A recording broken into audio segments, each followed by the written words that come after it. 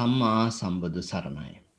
ශ්‍රී බුද්ධ වර්ෂ 2564ක් වූ උඳුවප් මස පුර 12වක නම් තිතිලත් ශනි දින හෙවත් ව්‍යවහාරික වර්ෂ 2020ක් වූ දෙසැම්බර් මස 26 වැනි සෙනසුරාදා ශ්‍රී ලංකාවේ වේලාවෙන් පස්වරු 7 උදාවන මේ මොහොතේදී ලෝකේ පුරා විසිරී සිටින ඔබ අප සෑම සිළු දෙනාම සූම් යෙදුම ඔස්සේ අන්තර්ජාලය හරහා සජීවීව මේ සම්බන්ධ වී සිටිනුයේ පෞරාණික තේරවාදය ත්‍රිපිටක අධ්‍යයන වැඩසටහනෙහි අභිධර්මය 29 වැනි පාඩම සමගයි.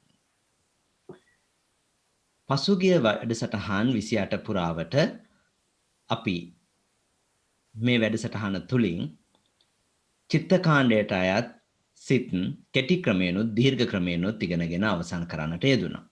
ඉන් අනතුරුව චෛතසික කාණ්ඩයට අයත් අන්‍ය සමාන රාශියේ චෛතසික 13ක්, අකුසල රාශියට අයත් චෛතසික 14ක්, ඒ වගේම ශෝභන රාශියට අයත් චෛතසික 25 අතරින් ශෝභන සාධාරණ චෛතසික 19ක් සාකච්ඡා කර අවසන් කරන්නට යෙදුණා.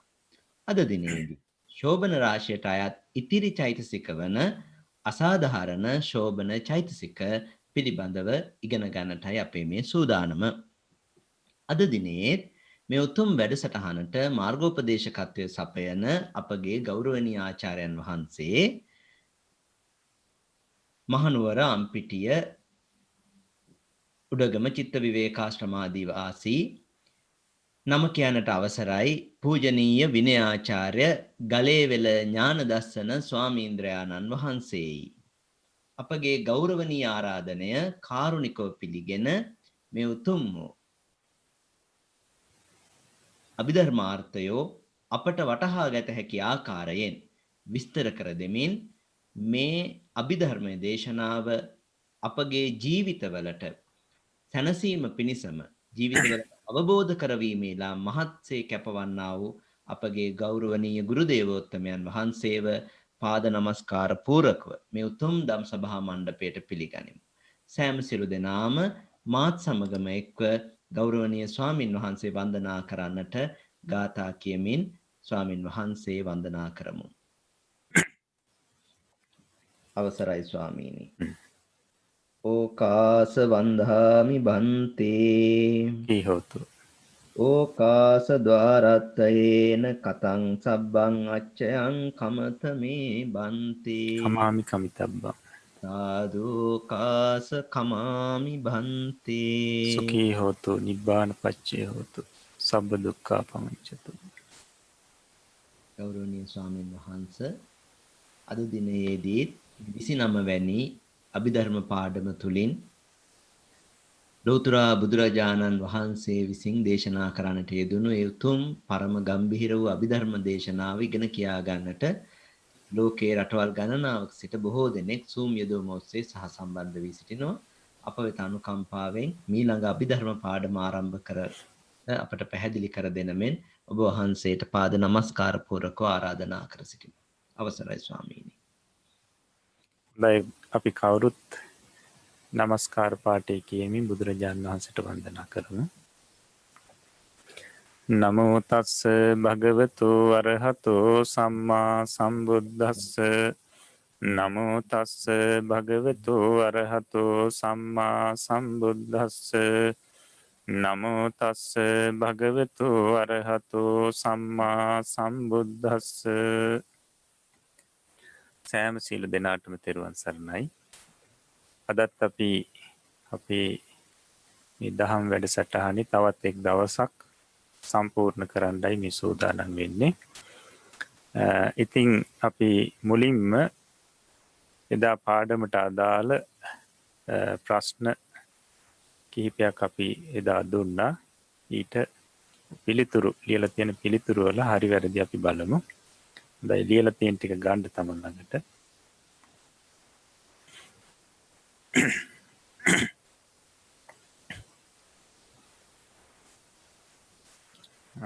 පළවෙනි ප්‍රශ්නේ බලන්න. ශෝභන රාශියට අයත් චෛතසික කොපමණද? ඒවා ලියා දක්වන්න. ශෝබන රාශියට අයත් චෛතසික ගණන 25කි. ඒවා සද්ධා, සති, හිරි, ඔත්තප්ප, අලෝභ, අදෝස, තත්‍ර මජ්ජත්තතා, කාය පස්සද්ධි, චිත්ත පස්සද්ධි, කාය ලහුතා, චිත්ත ලහුතා, කාය මුදුතා, චිත්ත මුදුතා, කාය කම්මඤ්ඤතා, චිත්ත කම්මඤ්ඤතා, කාය පාගුඤ්ඤතා, චිත්ත පාගුඤ්ඤතා, කාය උජ්ජකතා, චිත්ත උජ්ජකතා, සම්මා වාචා, සම්මා කම්මන්ත, සම්මා ආජීව, කරුණා, මුදිතා, පඤ්ඤා. ඒ ක්‍රමයෙන් ලියලා තියෙනවා නම් හරි දාගන්න. හොඳයි, දෙවෙනි ප්‍රශ්නේ බලමු. ශෝබන සාධාරණ චෛතසික කොපමණද? ඒ වාටේ නම යෙදී ඇත්තේ කුමක් නිසාද? ශෝබන සාධාරණ චෛතසික 19කි. ඒ වාටේ නම යෙදී ඇත්තේ කෙටි ක්‍රමයෙන් 59ක් වූද, විස්තාර ක්‍රමයෙන් 91ක් වූද, සියලුම ශෝබන සිත්වල විශේෂයක් නැතුව ඒවා යෙදෙන නිසාය. හොඳයි, ඊට පස්සේ තුන්වෙනි ප්‍රශ්නය. ශෝබන සාධාරණ චෛතසික එක එකක් පැහැදිලි කරන්න. සද්ධා පළවෙනි එක. බුද්ධ ආදීන් කෙරෙහි විශ්වාසය, බුද්ධ ගුණාදිය පිළිගන්නා ස්වභාවය සද්ධා නම් වේ.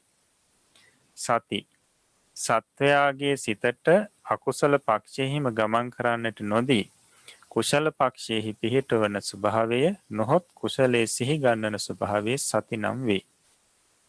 හිරි, පාපයේ පිළිකුල් කරන පාපයට ලැජ්ජාවන ස්වභාවය හිරි නම් වේ.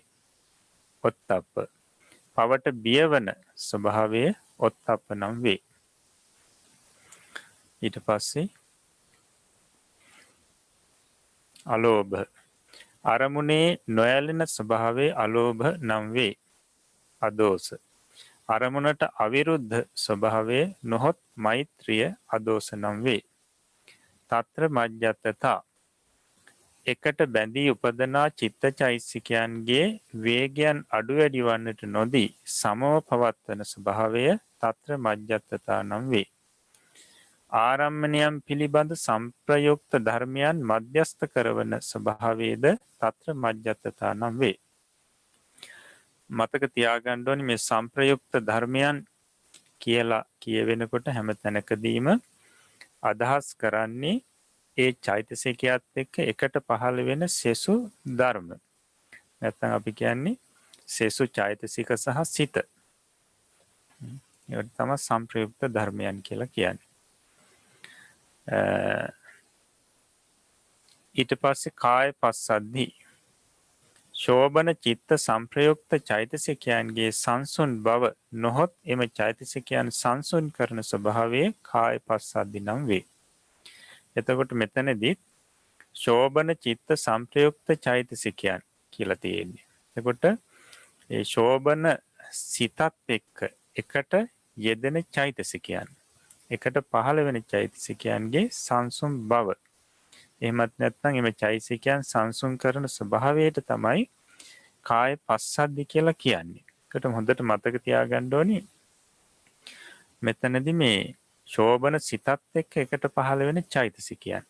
ඒ විදිහට තමයි අපි ගන්නෙ මේ කාය පස්සද්ධිය පැහැදිලි කරනකොට ඒ චෛතසිකයන්ගේ සංසුන් බව තමයි කාය පස්සද්ධිය.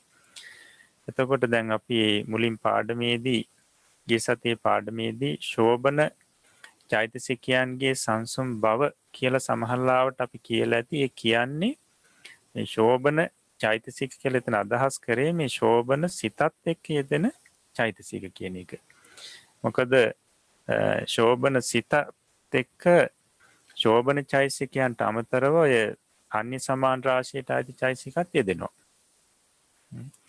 එතකොට මේ අන්‍ය සමාන රාශියට අයිති චෛතසිකත් ඒ වගේම ශෝබන චෛතසිකත් කියලා මේ කියන මෙන්න මේ කාය පස්සද්ධිය හා නැත්නම් ශෝබන සිතත් එක්ක යෙදෙන මේ සියලුම චෛතසිකයන්ගේ සංසුන් බව නැත්නම් ඒ සංසුන් බව ඇති කරන ස්වરૂපයට තමයි කාය පස්සද්ධිය කියලා කියන්නේ. හොඳයි, ඊළඟට බලමු චිත්ත පස්සද්ධිය. ශෝබන චිත්තයාගේ සංසුන් බව නොහොත් ශෝබන චිත්තේ සංසුන් කරන ස්වභාවයේ චිත්ත පස්සද්ධි නම් වේ. ඊට පස්සේ කාය ලහුතා, ශෝභන චිත්ත සංප්‍රයුක්ත චෛතසිකයන්ගේ සැහැල්ලු බව නොහොත් එම චෛතසිකයන් සැහැල්ලු කරන ස්වභාවය කාය ලහුතා නම් වේ. ඊට පස්සේ චිත්ත ලහුතා. ශෝභන චිත්තයාගේ සැහැල්ලු බව නොහොත් ශෝභන චිත්තයේ සැහැල්ලු කරන ස්වභාවය චිත්ත ලහුතා නම් වේ.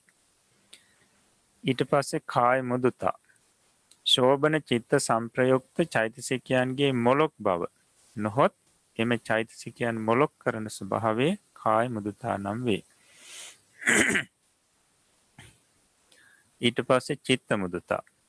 ශෝභන චිත්තයාගේ මොලොක් බව නොහොත් ශෝභන චිත්තය මොලොක් කරන ස්වභාවයේ චිත්ත මුදුතා නම් වේ. ඊට පස්සේ කාය කම්මඤ්ඤතා. ශෝභන චිත්ත සංප්‍රයුක්ත චෛතසිකයන්ගේ කර්මඤ්ඤ බව නොහොත් එම චෛතසිකයන් කර්මඤ්ඤ කරන ස්වභාවයේ කාය කම්මඤ්ඤතා නම් වේ. ඊට පස්සේ චිත්ත කම්මඤ්ඤතා. ශෝභන චිත්තයාගේ කර්මඤ්ඤ බව නොහොත් ශෝභන චිත්තේ කර්මඤ්ඤ කරන ස්වභාවයේ චිත්ත කම්මඤ්ඤතා නම් වේ. ඊටසේ කාය පාගුඤ්ඤතා. ශෝභන චිත්ත සංප්‍රයුක්ත චෛතසිකයන්ගේ කුසල ක්‍රියා විශේෂෙහි හුරු බව නොහොත් එම චෛතසිකයන් කුසල ක්‍රියා විශේෂෙහි හුරු බවට පත් කරන ස්වභාවය කාය පාගුඤ්ඤතා නම් වේ. ඊට පස්සේ චිත්ත පාගුඤ්ඤතා. ශෝභන චිත්තයාගේ කුසල ක්‍රියා විශේෂෙහි හුරු බව නොහොත් ශෝභන චිත්තය කුසල ක්‍රියා විශේෂෙහි හුරු බවට පත් කරන ස්වභාවයේ චිත්ත පාගුඤ්ඤතා නම් වේ. ඊට පස්සේ කාය උජ්ජකතා. ශෝභන චිත්ත සංප්‍රයුක්ත චෛතසිකයන්ගේ ඍජු බව නොහොත් එම චෛතසිකයන් ඍජු කරන ස්වභාවය කාය උජ්ජකතා නම් වේ. චිත්ත උජ්ජකතා. ශෝභන චිත්තයාගේ ඍජු බව නොහොත් ශෝභන චිත්තය ඍජු කරන ස්වභාවයේ චිත්ත උජ්ජකතා නම් වේ. හොඳයි. ඊළඟට අපි බලමු හතරවෙනි ප්‍රශ්නය. කාය පස්සද්ධි චිත්ත පස්සද්ධි යනාදීන්ගේ ඇති කාය චිත්ත යන පදවල අදහස පැහැදිලි කරන්න. කාය යන්නෙන් අදහස් කරන්නේ ශෝභන චිත්ත සංප්‍රයුක්ත චෛතසික සමූහයය. චිත්ත යන්නෙන් අදහස් කරන්නේ ශෝභන චිත්තේය. හොඳයි. ඔය ක්‍රමයෙන් හෝ ඊට ආසන්න ක්‍රමයෙන් ලියලා තියෙනවා නම් හරි දාගන්න. හොඳයි. ඊළඟට අපි බලමු අපිට අද තියෙන්නේ අසාධාරණ ශෝභන චෛතසිකය ඉගෙන ගන්න අපි රූප සටහන ඔස්සේ නැවතත් මතක් කරගනිමු. ඒ චෛතසික 52යි. මූලික කොටස් තුනකට බෙදෙනවා. අන්‍ය සමාන රාශිය, අකුසල රාශිය, ශෝභන රාශිය. එතකොට අපි අන්‍ය සමාන රාශිය ඉගෙන ගත්තා, අකුසල රාශිය ඉගෙන ගත්තා. ශෝභන රාශියයි අපිට ඉගෙන ගන්න තියෙන්නේ. මූලික කොටස් දෙකකට බෙදෙනවා. ශෝභන සාධාරණ චෛතසික 19, අසාධාරණ ශෝභන චෛතසික 6 කියලා. එතකොට ශෝභන සාධාරණ චෛතසික 19 සද්ධා සති හිරියොත්ප්ප අලෝභ දෝෂ තත්‍ර මජ්ජත්තතා කාය පස්සද්ධි චිත්ත පස්සද්ධි කාය ලහුතා චිත්ත ලහුතා කාය මුදුතා චිත්ත මුදුතා කාය කම්මඤ්ඤතා චිත්ත කම්මඤ්ඤතා කාය පාගුඤ්ඤතා චිත්ත පාගුඤ්ඤතා කාය උජ්ජකතා චිත්ත උජ්ජකතා. ඊට පස්සේ අසාධාරණ ශෝභන චෛතසික 6යි. කොටස් තුනකට බෙදන්න පුළුවන්. විරති, සම්මා වාචා, සම්මා කම්මන්ත, සම්මා ආජීව. අප්‍රමාණ්‍ය නාමයෙන් තියෙන චෛතසික දෙකක්, කරුණා මුදිතා. ඊට පස්සේ පඤ්ඤා. එතකොට අද අපිට ඉගෙන ගන්න තියෙන්නේ මෙන්න මේ අසාධාරණ ශෝභන චෛතසික 6. හොඳයි. අපි පාඩම අනුසාරයෙන් මේ චෛතසික 6ත් පැහැදිලි කරගනිමු. කියන්නකෝ පාඩම. අවසරයි ස්වාමීනි. අසාධාරණ ශෝභන චෛතසික 6. සම්මා වාචා, සම්මා කම්මන්ත, සම්මා ආජීව යන මේ චෛතසිකයෝ තිදෙන විරති නම් වෙති. බොරු කීම, කේලාම් කීම, පරුෂ වචන කීම, නිෂ්ඵල වචන කීම යන කටින් සිදුවන පව්කම් සතරෙන් වළක්නා ස්වභාවය සම්මා වාචා නම් වේ. සතුන් මැරීම, සොරකම් කිරීම, පරදාර සේවනය යන කයින් සිදුවන පව්කම් තුනෙන් වළක්නා ස්වභාවය සම්මා කම්මන්ත නමි. කයින් හා වචනයෙන් කරන පව්කම් දිවි පැවැත්මේ උපායක් වශයෙන්ද කරති. අන් කරුණු සඳහාද කෙරෙති. දිවි පැවැත්වීම සඳහා කරන කායවාග් දුෂ්චරිත වලින් වළක්නා ස්වභාවය සම්මා ආජීව නමි. මේ චෛතසික තුන කරන කොටගෙන පව්කම් වලින් වළක්නා බැවින් ඒ චෛතසිකයෝ විරති නම් වෙති. කරුණා මුදිතා යන මේ චෛතසික දෙක අප්‍රමාණ්‍ය නම් වේ. තමාට දුක් ඇති වෙනවාට නොකමැති වන්නාක් මෙන්ම අනුන් දුක් වීමත් නොකමැති වන අනුන් දුකින් මුදවනු කැමති ස්වභාවය කරුණා නම් වේ. තමාට යම් සම්පතක් ලැබුණහොත් ඒ ගැන සතුටු වන්නාක් මෙන් අනුන්ගේ සම්පත් ගැන සතුටු වන්නා වූ ස්වභාවය මුදිතා නම් වේ. අප්‍රමාණ සත්වයන් ගැන පවත්වන බැවින් මේ දෙක අප්‍රමාණ්‍ය නම් වේ. සිතින් දැනගන්නවාට වඩා හොඳින්, වඩා පිරිසිදු ලෙස, වඩා ගැඹුරු ලෙස අරමුණු දන්නා ස්වභාවය ප්‍රඥා ස්වභාවය අරමුණු දක්නා ස්වභාවය ප්‍රඥා චෛතසිකයය. එයට අමෝහයයිද විද්‍යාවයයිද කියනු ලැබේ. ශෝභන සාධාරණ චෛතසික 19ය, විරති 3ය, අප්‍රමාණ්‍ය 2ය, ප්‍රඥා චෛතසිකය යන මේ චෛතසික 25ට ශෝභන චෛතසිකයයි කියනු ලැබේ. විශේෂ කරුණු: සම්පත්ත විරතිය, සමාදාන විරතිය, සමුච්ඡේද විරතිය කියා එක් එක් විරති චෛතසිකයන් 3 ආකාර වේ. පව්කමක් කරන්නට සිදුවන අවස්ථාවක් පැමිණි කලෙහි කලින් සිකපද සමාදන් වීමක් නැතිවම හෝ සිකපද සමාදන් වී තිබුණත් ඒවා ගැන අපේක්ෂාවක් නොකොට පාපයෙහි දෝෂය පමණක් සලකා පවින් වලකින්නහුට ඇතිවන විරතිය සම්පත්ත විරති නම් වේ. සිකපද සමාදන් වීම වශයෙන් සමාදන් වූ සිකපද රැකීම වශයෙන්ද ඇතිවන විරතිය සමාදාන විරති නම් වේ.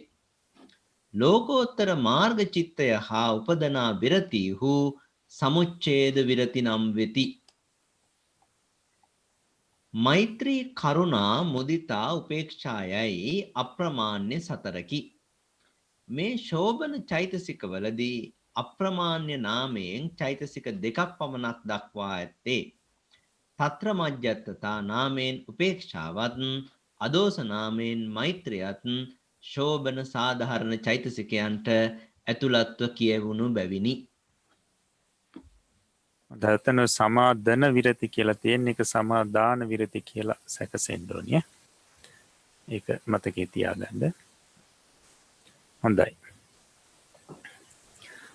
එහෙමනම් අපිට අද තියෙන අසාධාරණ ශෝභන චෛතසික 6 පැහැදිලි කරගන්න. එතකොට අසාධාරණ ශෝභන චෛතසික 6 සම්මා වාචා, සම්මා කම්මන්ත, සම්මා ආජීව, කරුණා මුදිතා, පඤ්ඤා. ඒතර මුලින්ම අපිට තියෙන්නේ විරති චෛතසික 3 පැහැදිලි කරගන්න. මේකෙදි දක්වනවා සම්මා වාචා, සම්මා කම්මන්ත, සම්මා ආජීව යන මේ චෛතසිකයෝ තිදෙන විරති නම් වෙති. එතකොට මේ චෛතසික 3 කරන කොටගෙන පව්කම් වලින් වළක්නා බැවින් මේ චෛතසිකයෝ විරති නම් වෙති කියලා කියනවා. මෙන්න මේ චෛතසික 3 උපකාරයෙන් තමයි මේ පව්කම් වලින් වළකින්නේ. විරති කියලා කියන්නේ නිකන් වෙන් වෙනවා කියන වගේ අර්ථයක් තියෙනවා. ඒකට මේ චෛතසික 3 උපකාරයෙන් මේ සත්‍ය පව්කම් වලින් පාපයෙන් වළකිනවා. පාපයෙන් වැළකීමට මේ චෛතසික 3 උපකාර වෙනවා. ඒ නිසා ඒ වැළකීමට උපකාර වෙන චෛතසික නිසා ඒවට විරති කියලා කියනවා.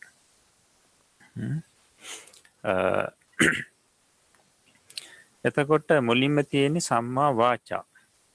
සම්මා වාචා. එතකොට මේකෙන් කියවෙන්නේ මේ වාක් දුෂ්චරිතයෙන් වළකින ස්වභාවය, ස්වરૂපය. නැත්නම් වාක් දුෂ්චරිතයන්ගෙන් වැළකීමට උපකාර වන ස්වરૂපයට නැත්නම් ඒ ධර්මයන්ට කියනවා, ඒ ධර්මයට කියනවා සම්මා වාචා කියලා.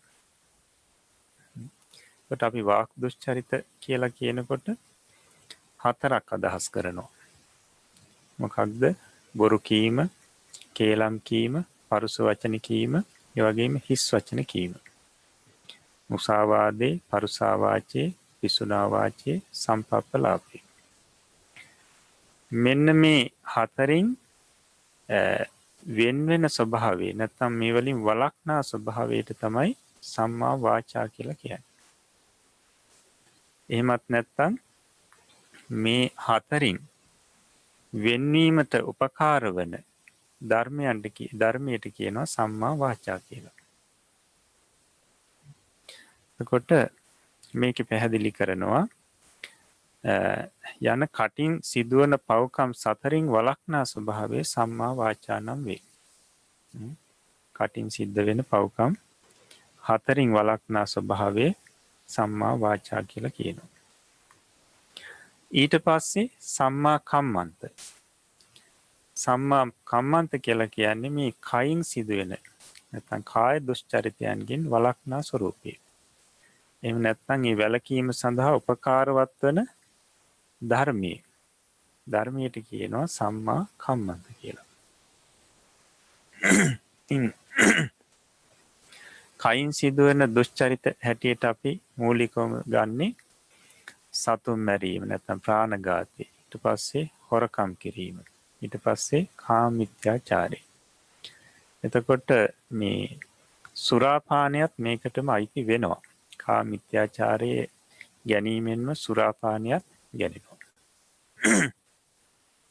එතකොට සතුන් මැරීම, සොරකම් කිරීම, පරදාර සේවනය යන කයින් සිදුවන පව්කම් 3න් වළක්නා ස්වභාවයේ සම්මා කම්මන්තේ කියලා පැහැදිලි කරනවා.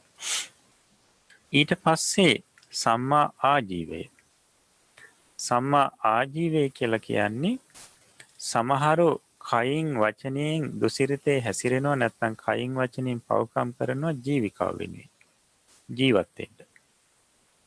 එතකොට අන්නේ නැත්නම් පවුල නඩත්තු කරන්න තමන්ගේ ජීවිකාව වෙනුවෙන් අන්න ඒ ජීවිකාව වෙනුවෙන් ජීවත් වීම වෙනුවෙන් කයින් වචනයෙන් කරන පව්කම් වලින් වළකින ස්වરૂපයට ස්වභාවයට කියනවා සම්මා ආජීවය කියලා. නැත්නම් මේ ජීවිකාව වෙනුවෙන් කයින් වචනයෙන් කරන පාපයන්ගෙන් වැළකීම සඳහා උපකාර වන ධර්මයට කියනවා සම්මා ආජීවය කියලා.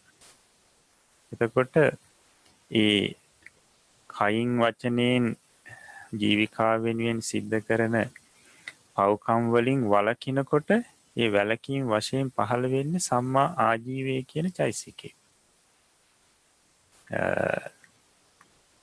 හොඳයි. එතකොට අපි මේ චෛතසික 3 තවදුරටත් පැහැදිලි කරගන්න ඕනි. දැන් මුලින්ම සම්මා වාචා. එතකොට වචනයෙන් සිදුවෙන නැත්නම් මුසාවාදේ, පරුසා වාචේ, ඊට පස්සේ පිසුනා වාචේ, සම්පප්පලාපේ කියන මෙන්න මේ වචනයෙන් සිද්ධ වෙන අකුසල් වලින් පාපයන්ගෙන් වැළකීම් වශයෙන් පහළ වෙන්නේ සම්මා වාචා කියන චෛතසිකේ. මේ විරතිය. එතකොට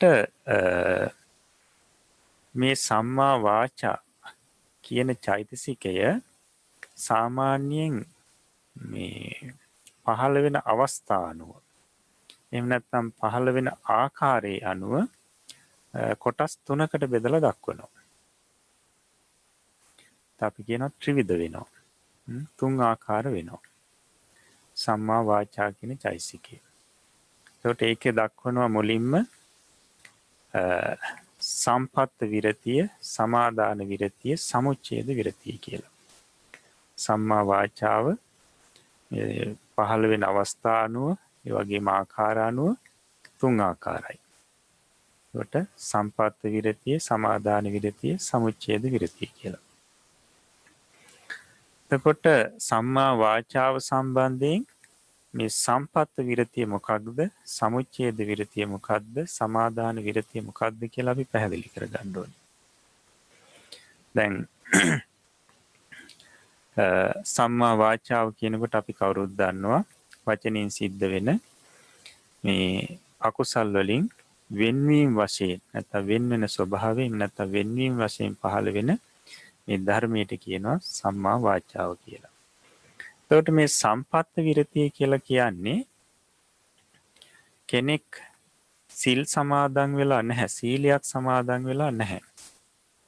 එහෙමත් නැත්නම් සීලයක් සමාදන් වෙලා සීලය ගැන තැකීමක් නැහැ.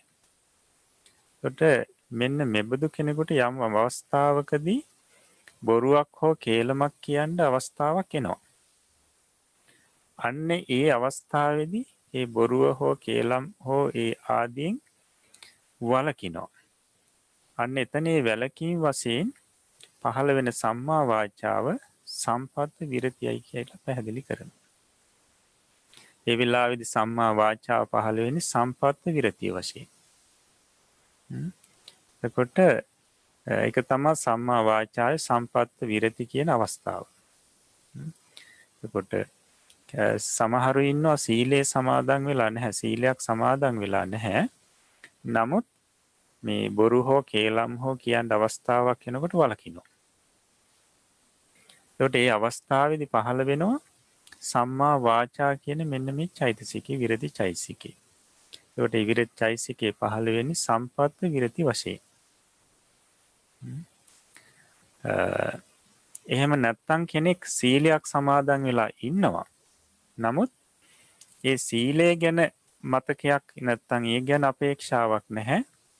බොරු හෝ කේලම් කීමේ අවස්ථාවක් එනකොට අන්න අර ඒ බොරුව හෝ කේලම කියන එක පාපයක් හැටියට සලකමින්, වරදක් හැටියට සලකමින් ඒකෙන් වළකිනවා. එතකොට මේ වෙලාවේදී සම්මා වාචා විරතිය පහළ වෙනවා සම්පත්ත විරතියක් විදියට. ඒක සම්පත්ත විරතිය කියලා කියන්නේ මේ සීලය ගැන අපේක්ෂාවක් ඇතුව නෙවෙයි, පාපයේ දෝෂ දකිමින් ඒ වචනයෙන් සිදුවන අකුසල් වලින් වෙන්වීම. මේකට තමයි සම්පත්ත විරතිය කියලා කියන්නේ.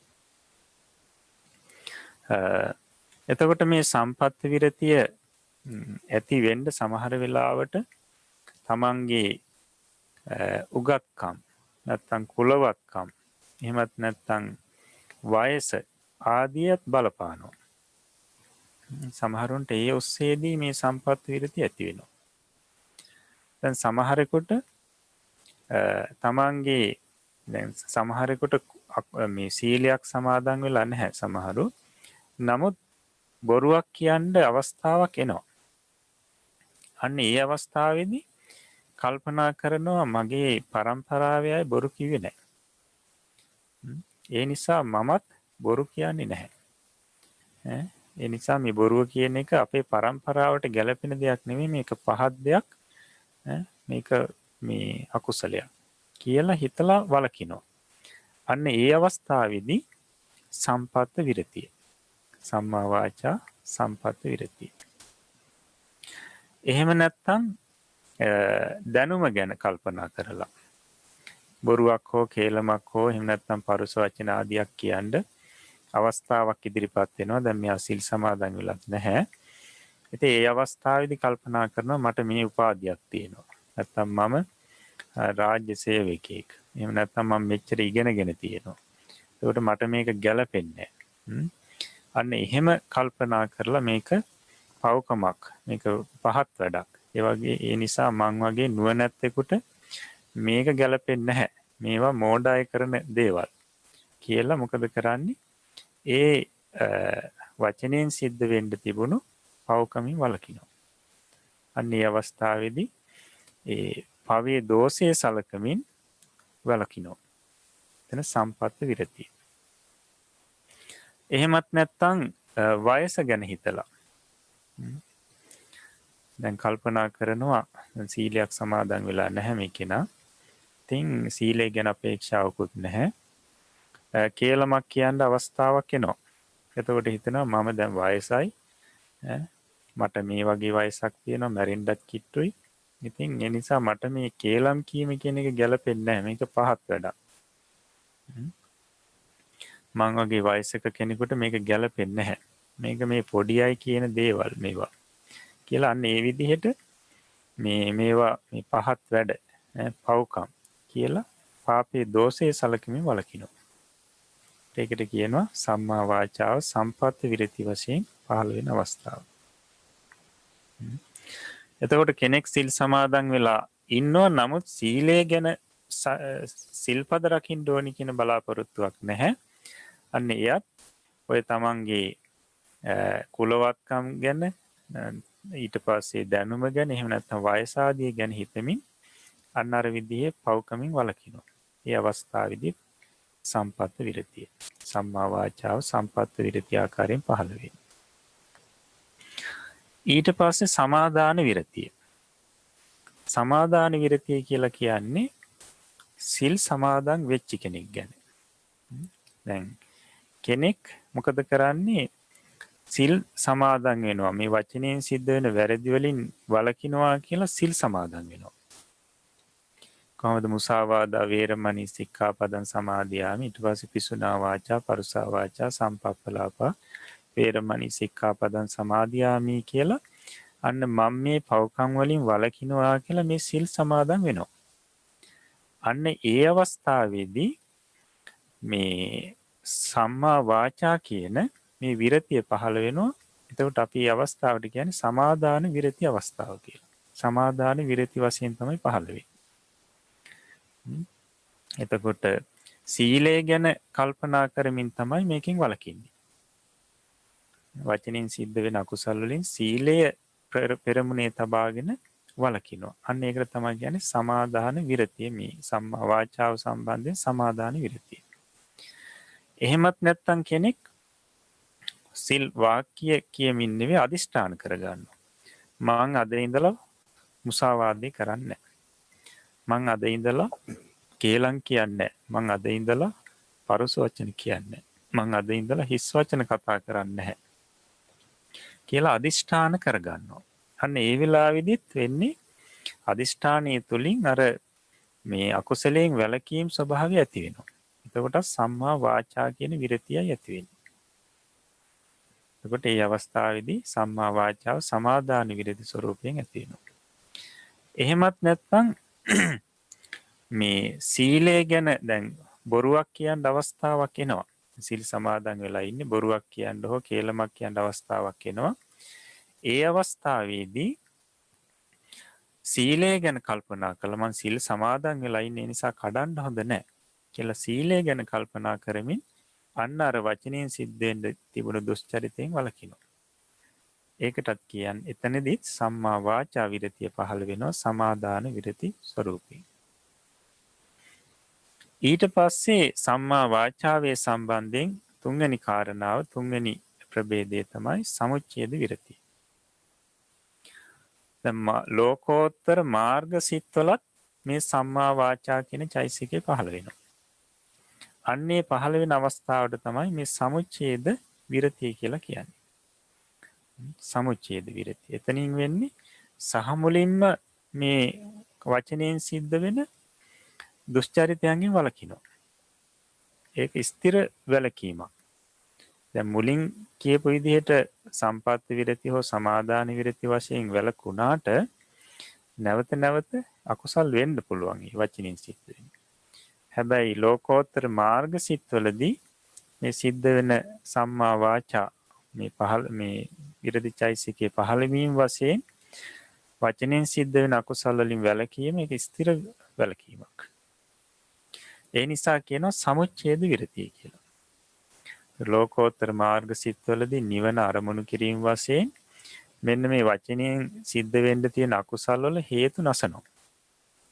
ඒ නැසීම වශයෙන් ඒ අකුසල් වලින් දුර වෙනවා. එතකොට ඒකට කියනවා සමුච්ඡේද විරතිය. සම්මා වාචාව සම්බන්ධයෙන් සමුච්ඡේද විරතිය. එතකොට මතක තියාගන්න සම්පත් විරතිය කියලා කියන්නේ මේ වචනයෙන් සිද්ධ වෙන අකුසලයන්ගෙන් වළකිනවා අකුසලයේ දෝෂ සලකාගෙන. ඊට පස්සේ සමාදාන විරතිය කියලා කියන්නේ සීලයක් සමාදන් වීම වශයෙන් හෝ අදිෂ්ඨාන කිරීම වශයෙන් හෝ නැත්නම් යමක් වචනයෙන් සිද්ධ වෙන අකුසලයක් කෙරෙන්න එන අවස්ථාවේදී සීලය ගැන සලකලා එකෙන් වළකිනවා. ඒක සමාදාන විරතිය. සමුච්ඡේද විරතිය කියලා කියන්නේ ලෝකෝත්තර මාර්ග සිත්වලදී මේ සිද්ධ වෙන සමුච්ඡේද වශයෙන්ම නැත්නම් සහ මුලින්ම අර වචනයෙන් සිද්ධ වෙන අකුසල් වලින් වැළකීම. වැළකීම වශයෙන් ඒ වෙලාවේදී පහළ වෙනවා සම්මා වාචා කියන චෛතසිකය.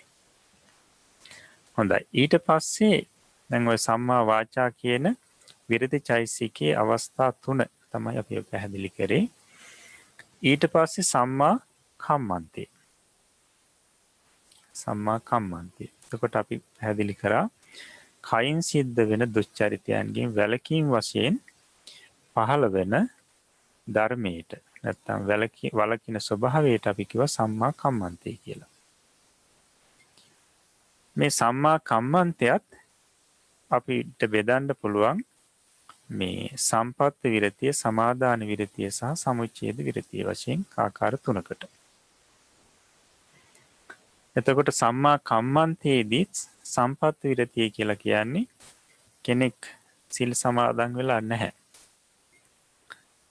එහෙම නැත්නම් සීලේ සමාදන් වෙලා නමුත් මේ යම් කයින් වරදක් කරන්න එන අවස්ථාවේදී මේ පාපයේ දෝෂයේ සලකමින් ඒකෙන් වළකිනවා. ඒක සම්මා කම්මන්තේ සම්බන්ධයෙන් සම්පත්ති විරතිය. එතකොට දැන් සමහරු සීලයක් එහෙම සමාදන් වෙලා නැහැ. නමුත් දැන් ප්‍රාණඝාත ආදියක් කරන්න ඉදිරිපත් වෙනකොට තමන්ගේ මේ પરම්පරාව ගැන කල්පනා කරලා මේකෙන් වළකිනවා. අපේ પરම්පරාවේ කිසි කෙනෙක් සත්තු මැරුවේ නැහැ.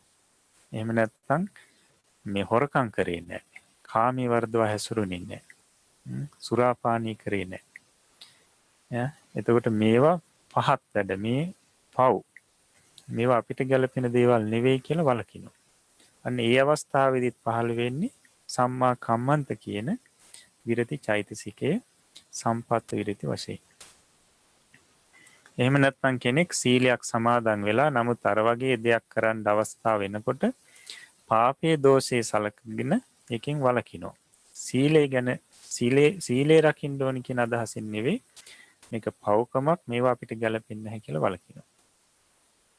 එතකොට සම්මා කම්මන්තේ සම්පත්ති විරති විදියට පහළ වෙනවා. ඉතින් මේකට උදාහරණ කතාවක් මේ ධර්මයේ දක්වලා තියෙනවා. ඒකට අපි මේ ලංකාවේම කතාවක් එක චක්කන කියලා ගොවි මහත්තයෙක් ගැන. ඒකට ලංකාවේ හිටපු ගොවි මහත්තයෙක් නැත්නම් ගොවියෙක් චක්කන. ඉතින් මේ චක්කනගේ අම්මා රෝගාතුර වෙලා හිටියා.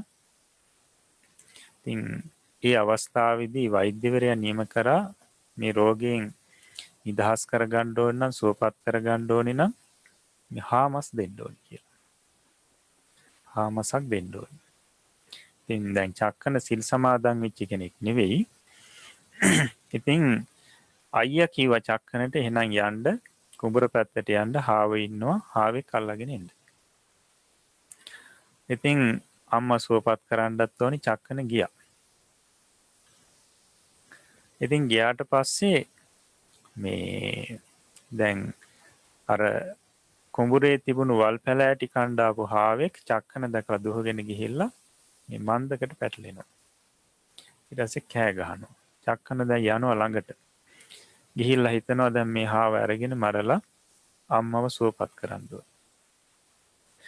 නමුත් හාව දැක්කට පස්සේ පසුව දැන් අනුකම්පාවක් ඇති වෙනවා. මගේ අම්මා සුවපත් කරන්න මේ හාවගේ ජීවිතයයි නසන්නේ. ඒ නිසා මේ හාව මේ නිදහස් කරන්න ඕනි. හාවගේ ජීවිතේ දෙන්න ඕනි කියලා හාව නිදහස් කරනවා.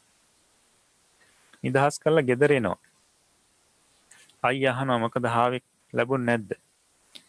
ඉතින් චක්කන බොරු කිව්වේ නැහැ. සිද්ධ වුණු සිදුවීම කිව්වා. ඒ වෙලාවේ චක්කනට අයියා හොඳටම බැන්නා.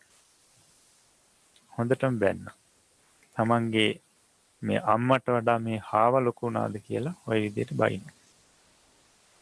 ඉතින් ඒ වෙලාවේදී චක්කන කල්පනා කරා අම්මා මං කරේ හොඳ වැඩක්. මේ හොඳ වැඩේ සිහිපත් කරලා අම්මා සුවපත් කරන්න ඕනේ.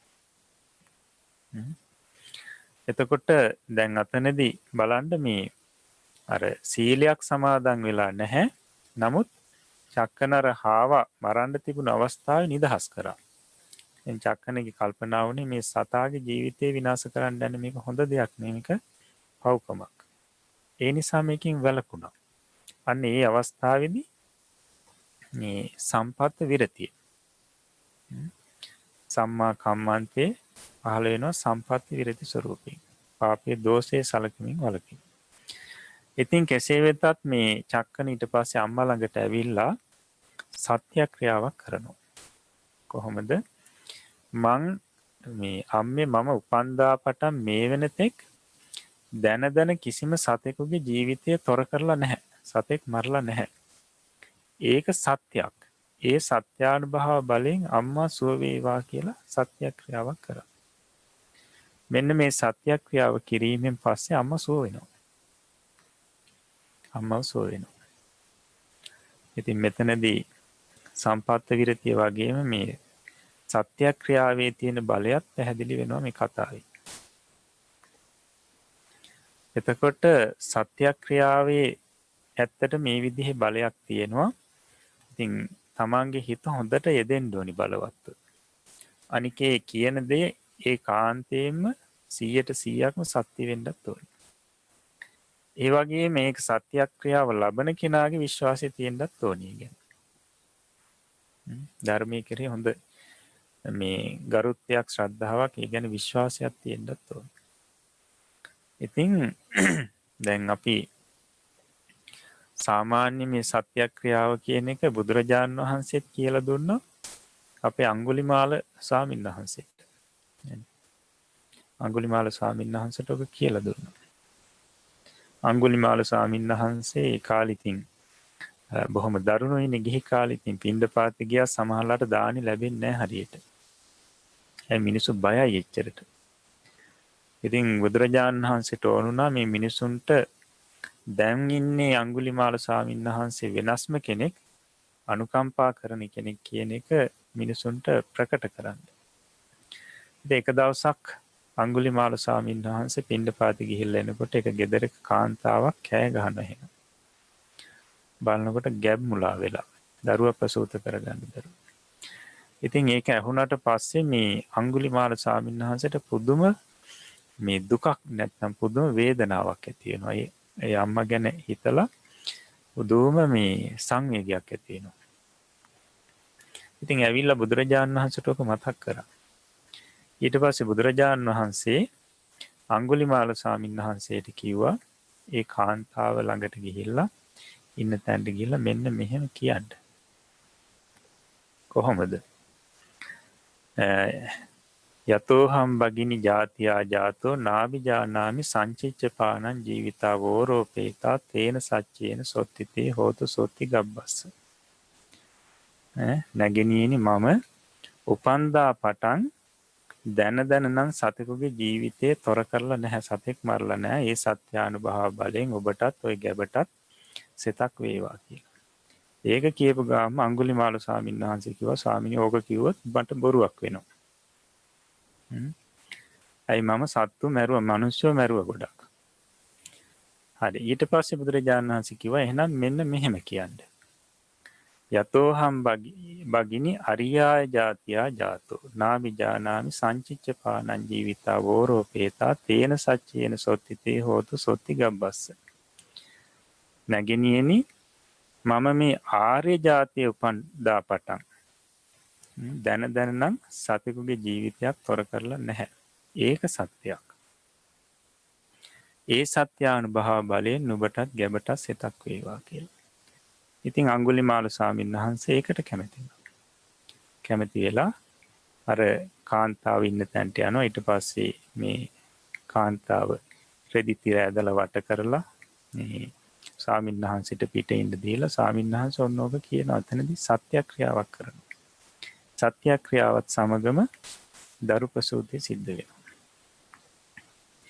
ඊට පස්සේ මිනිස්සු එකතු වෙලා මොකද කරේ? ස්වාමීන් වහන්සේ හිටපු තැන ආසනයක් හදනවා. ආසනයක් හදලා මේ ස්වාමීන් වහන්සේ මේ වැඩන්නේ නැති වුණත් ගැබ්මුලා වුණු අම්බලා නැත්නම් තිරිසන් සත්ත්ව පවා ගෙනල්ලා මේ ආසනේ ඉඳෙවට පස්සේ දරු ප්‍රසූතිය සිද්ධ වෙනවා. එතෙන්ට එන්න බැරි අම්මලාට අර ආසනිය හොදලා වතුර අරන් ගිහලා හිසට දැම්මට පස්සේ දරු ප්‍රසූතිය සිද්ධ වුණා කියලා කියනවා. ඒක කල්පයක් පවතින මේ සත්‍යක්‍රියාවක් නැත්නම් ආශ්චර්යයක් හැටියට ඒක ධර්මයේ දක්වන්නේ. ඉතින් අන්න සත්‍යක්‍රියාවේ තියෙන බලය.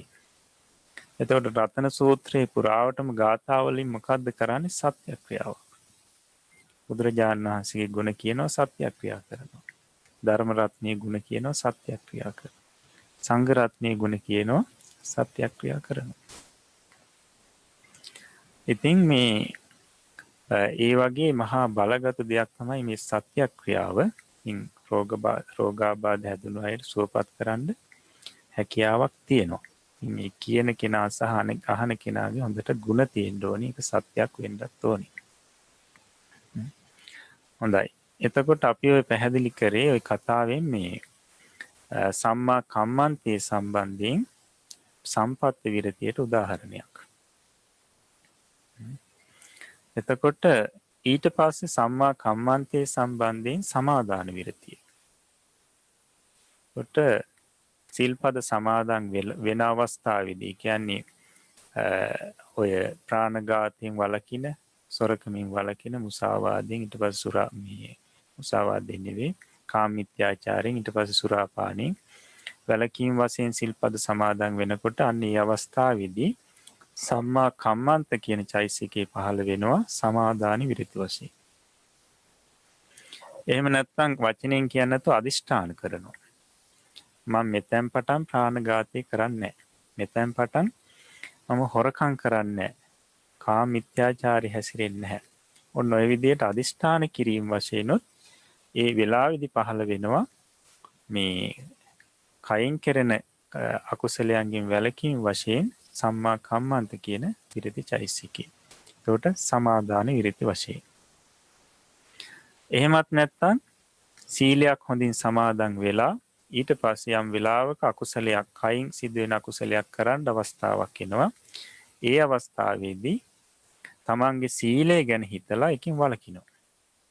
මම සිල් සමාදන් වෙලා ඉන්නේ මේක කරොත් සීලය කැඩෙනවා කියලා සීලය ගැන කල්පනා කරලා එකකින් වළකිනවා.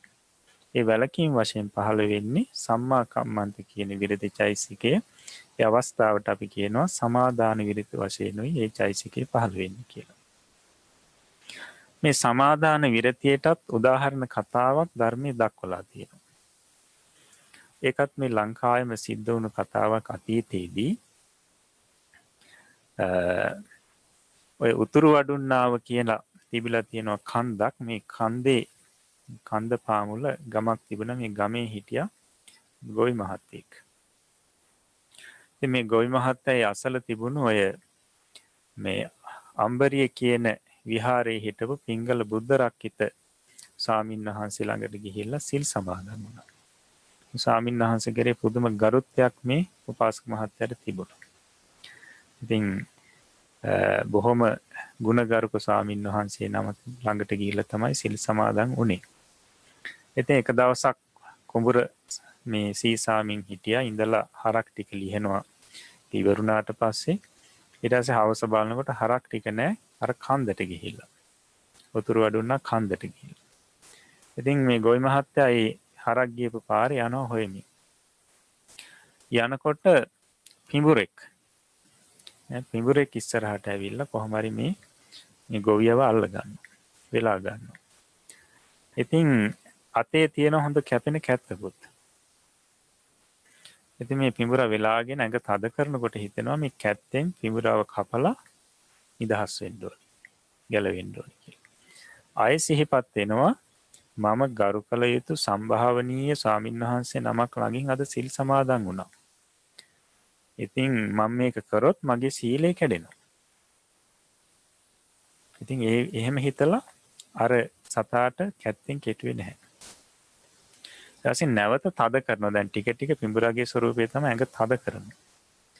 ඊට පස්සේ දෙවෙනි වතාවටත් හිතෙනවා මේ කැත්ත අතේ තියෙන කැත්තෙන් පිඹුරාගේ ඇඟ කපලා නිදහස් වෙන්න ඕන. ආයෙත් හිතෙනවා මම සීලයක් සමාදන් වෙලා ඉන්නේ. සීලය කැඩෙනවා මේකෙන්. ඊට පස්සේ නැවත මේ මොකුත් කරන්න නැතුව ඉන්නවා. තුන්වෙනි වතාවටත් පිඹුරා හිර කරනකොට ආයෙත් හිතෙනවා. ඒ හිතෙනකොටත් අර සීලය මතක් වෙලා සීලය නිසා කල්පනා කරනවා මේක කරන්න හොඳ නැහැ. මම සම්භාවනීය ස්වාමින්වහන්සේ නමක් ළඟින් සිල් සමාදන් වුණේ සීලය කඩන්න හොඳ නැහැ. ඒ වෙලාවේදී කල්පනා කරනවා කැත්ත අතේ තිබ්බොත්නේ මට මේ සතාව කපන්න හිතෙන්නේ කියලා කැත්ත විසි කරනවා. සීලය වෙනුවෙන් ජීවිතේ අතහරිනවා. කියනවා කැත්ත විසි කරත් එක්කම පිඹුරා අර මිනිස්යාව ගොවියව අතහැරලා යනවා. ඉතින් මේ බලන්න ඉතිරිසන් සත්තුන්ට පවා ඒවත් දැනෙන්නේ නැහැටි. ඒතර මේ වෙලාවේදී දැන් මේ ප්‍රාණඝාතයක් කරන්න තිබුණු අවස්ථාවේ වැළකුණේ ඇයි? සීලය ගැන හිතලා. සමාදන් වුණු සීලය ගැන හිතලා. අන්න ඒකට තමයි මේ සමාදාන විරතිය කියලා කියන්නේ. සීලය ගැන හිතලා කින් වළකිනවා. සම්මා කම්මන්තේ සමාදාන විරතිය විදිහට පහළ වුණු හැටි. ඊට පස්සේ සමුච්ඡේද විරතිය සම්මා කම්මන්තේ සම්බන්ධයි. සමුච්ඡේද විරතිය කියලා කියන්නේ ලෝකෝත්තර මාර්ග සිත්වලදී සිත් අවස්ථාවේදී මෙන්න මේ කාය දුස්චරිතයන්ගෙන් සම්පූර්ණම වළකිනවා. ඒ වැළකීම් වශයෙන් එතන පහළ වෙනවා සම්මා කම්මන්ත කියන චෛසිකේ විරති චෛසිකේ. ඒ අවස්ථාවේදී සිද්ධ වෙන මේ වැළකීම නැත්තම් මේ විරතිය ස්ථිර විරතියක්. එතකොට සහ මුලින්ම වළකිනවා. සහ මුලින්ම කාය දුස්චරිතයන්ගෙන් වැළකීම් වශයෙන් මේ වෙලාවේදී විරති චෛසිකේ පහළ වෙනවා. ඒකට අපි කියනවා සමුච්ඡේද විරතිය කියලා. කාය කම්ම මේ සම්මා කම්මන්තේ පහළ වෙනවා සමුච්ඡේද විරති වශයෙන්. හොඳයි. ඊට පස්සේ දැන් අපි මෙතනදී පැහැදිලි කරගත්තා සම්මා කම්මන්තේට අදාළ අවස්ථා තුන ත්‍රිවිධ අවස්ථාව සම්පත්ත විරතිය, සමාදාන විරතිය සහ සමුච්ඡේද විරතිය. ඊට පස්සේ සම්මා ආජීවය. සම්මා ආජීවය. දැන් සමහරු විනෝදයේ පිණිස සත්තු මරනවා හෝ කාය දුස්චරිතය යෙදෙනවා. එහෙම නැත්නම් වචනෙන් සිද්ධ වෙන වැරදි කරනවා විනෝදයේ පිණිස සමහර. සමහරු තරහට කරනවා තරහ නිසා. එහෙම නැත්නම් සමහරු කරනවා ඊර්ෂ්‍යාව නිසා. එහෙම නැත්නම් සමහරු කරනවා මේ මිත්‍යා දෘෂ්ටිගත නිසා. සමහරු කරනවා ක්‍රීඩා පිණිස. සමහරු කරනවා තමන්ගේ බලපුලුවන්කාරකම් පෙන්වන්න. එතකොට ඒ විදිහට කයින් මේ වචනයෙන් දුෂ්චරිතයේ යෙදෙනවා නම් ඒ විදිහට යෙදුණා නම් ඒකින් වැළකීම් වශයෙන් පහළ වෙන්නේ සම්මා වාචාවයි. ඊට පස්සේ අන්න අර කියපු විදිහට කයින් සිද්ධ වෙන දුෂ්චරිත කියන්නේ කයින් දුෂ්චරිත කරා නම් කලින් ඊට පස්සේ එබඳු අවස්ථාවකදී පසුව කල්පනා කරලා වළකිනවා නම් අන්න ඒ අවස්ථාවේදී අපි කියනවා මේ සම්මා කම්මන්ත විරතිය පහළ වෙන අවස්ථාව කියලා. දැන් සමහරු ඔය කියන අදහස් වලට නෙවෙයි මේ අකුසල් වල යෙදෙන්නේ. කාය දුස්චරිත, වචී දුස්චරිත වල යෙදෙන්නේ. ජීවිකාව වෙනුවෙන්. ජීවත් වෙන්න, පවුල නඩත්තු කරන්න, පවුල පිරිස පෝෂණය කරන්න. රස්සා විදිහට. කාය දුස්චරිත වල, වචී දුස්චරිත වල යෙදෙනවා. අන්න එහෙම යෙදුණු අය මේ කාය වචී දුස්චරිතයන්ගෙන් නිදහස් වෙනවා. ඒ කියන්නේ කල්පනා කරලා වෙන් වෙනවා. වළකිනවා. ඒ වැළකීම් වශයෙන් පහළ වෙන චෛසිකයට අපි කියනවා සම්මා ආජීවය කියලා. ජීවිකාව වෙනුවෙන් කරපු අකුසල් වලින් වැළකීම් වශයෙන් පහළ වෙන්නේ සම්මා ආජීව කියන චෛසිකය. මේ සම්මා ආජීවියත් සම්පත්ති විරති, සමාදාන විරති, සමුච්ඡේද විරති වශයෙන් ආකාර 3යි. එතකොට සම්පත්ති විරතිය කියලා කියන්නේ සම්මා ආජීවය කියන මේ සීලය එක්ක සමාදන් වෙලා නැහැ. නැත්නම් ආජීවය සම්බන්ධයෙන් තියෙන සිල්පද සමාදන් වෙලා නැහැ. එහෙම නැත්නම් සමාදන් වෙලා තියෙනවා සීලය ගැන තැකීමක් නැහැ. නමුත් ජීවිකා වෙනුවෙන් කරපු පව්කම් වලින් වළකිනවා ඒ පවේ දෝෂය සලකමින්. එහෙම නැත්නම් අපි කියන්නේ වයස ගැන හිතලා වයස ඔස්සේ පවේ දෝෂය සලකමින් වළකිනවා. නැත්නම් උගත්කම් නිසා. එහෙම නැත්නම් මොකද්ද කොළවත්කම් නිසා. ඒවා ගැන හිතලා වළකිනවා. එතකොට ඒ අවස්ථාවේදී සම්මා ආජීවයේ පහළ වෙනවා සම්පත්ති විරති වශයෙන්. පවේ දෝෂය සලකමින් වැළකීම වශයෙන්. එතකොට දැන් අපි කල්පනා කරලා බැලුවොත් සමහරු ඉන්නවා මාළු මරනවා. මාළු මරන්නේ ජීවිකාව වෙනුවෙන්. එතකොට දැන් අපි මෙතෙන්ට උදාහරණයක් විදිහට අපි ගත්තොත් එහෙම මාළු මැරීමක් වෙන්න පුළුවන්. එහෙම නැත්නම් බොරු කීමක්. දැන් සමහර ඉන්නවා නීතිඥවරු එහෙම බොරු කියනවා. ඒක කියන්නේ ජීවිකාව වෙනුවෙන් ජීවත් වෙන්න. නේද? එහෙම නැත්නම් සමහරු ඉන්නවා හරක් මරනවා මස් කඩේ. ඇයි ඒක යාගේ රස්සාව. ඒකට එබඳු අවස්ථාවකදී මෙයාට සීලය ගැන අපේක්ෂාවක් නැහැ. පස්සේ මේක හොඳ නැහැ. මේක වැරදි වැඩක් කියලා කින් වළකිනවා. ඒ වැළකීම් වශයෙන් පහළ වෙන්නේ මේ සම්මා ආජීව චෛසිකය. ඔබට ඒක සම්පත්ති විරතියක් විදිහට තමයි පහළ වෙන්නේ. පවේ දෝෂයේ සලකමින් වැළකීම. ඊට පස්සේ සමාදාන විරතිය. මේ සිල්පදයක් සමාදන් වෙනවා. දැන් ආජීව අෂ්ටමක සීලයේ තියෙනවනේ මේ මිච්ඡා ආජීවා වේරමණී සික්ඛාපදං සමාදියාමි කියලා. මේ සිල්පදේ සමාදන් වෙන අවස්ථාවේදී අදහස තියෙන්නේ මම මිත්‍යා ආජීවයෙන් වළකිනවා. දැන් කයින් සිදුවෙන වැරදි, වචනයෙන් සිදුවෙන වැරදි ජීවිකාව වෙනුවෙන් කරනවා නම් ඒක මිත්‍යා ආජීවයක්. සම්මා ආජීවය නෙවෙයි, ඒක මිච්ඡා ආජීවය කියලා කියනවා. එතකොට මෙන්න මේ මිච්ඡා ආජීවයෙන් වළකිනවා. ඒ වැළකීම් වශයෙන් තමයි මේ වැළකීමේ අදිෂ්ඨාන වශයෙන් තමයි මේ සිල්පදේ සමාදන් වෙන්නේ. මම මෙන්න මේ මිත්‍යා ආජීවයෙන් වළකිනවා. වැළකීමේ සිල්පදේ සමාදන් වෙනවා. ඒ සමාදන් වෙන අවස්ථාවේදී සම්මා ආජීව කියන චෛසිකය තමයි පහළ වෙන්නේ. ඒකට සමාදාන විරතියක්. ඊට පස්සේ එහෙම නැත්නම් වචනයෙන් කියන්නේ අදිෂ්ඨාන කරගන්න මම මෙතෙන් පටන් මිත්‍යා ආජීවයෙන් වළකිනවා. අන්න එතකොටත් සම්මා ආජීව චෛසිකේ පහළ වෙනවා. එහෙම නැත්නම් කයින් වචනයෙන් ජීවිකාව වෙනුවෙන් කරන්න තිබුණු පව්කමක් කරන්න අවස්ථාවක් එනවා. සීලය ගැන හිතලා සමාදන් වුණු සීලය ගැන හිතලා මේකෙන් වළකිනවා. එතනදී සමාදාන විරතිය. සමහර වෙලාවට දැන් මාළු මරමින් ජීවත් වුණු කෙනෙක් සිල් සමාදන් වුණා. සිල් සමාදන් වුණාට පස්සේ මාළු මරන්න අවස්ථාවක් එනවා. ඒ වෙලාවේදී සීලය ගැන හිතලා එකෙන් වළකිනවා.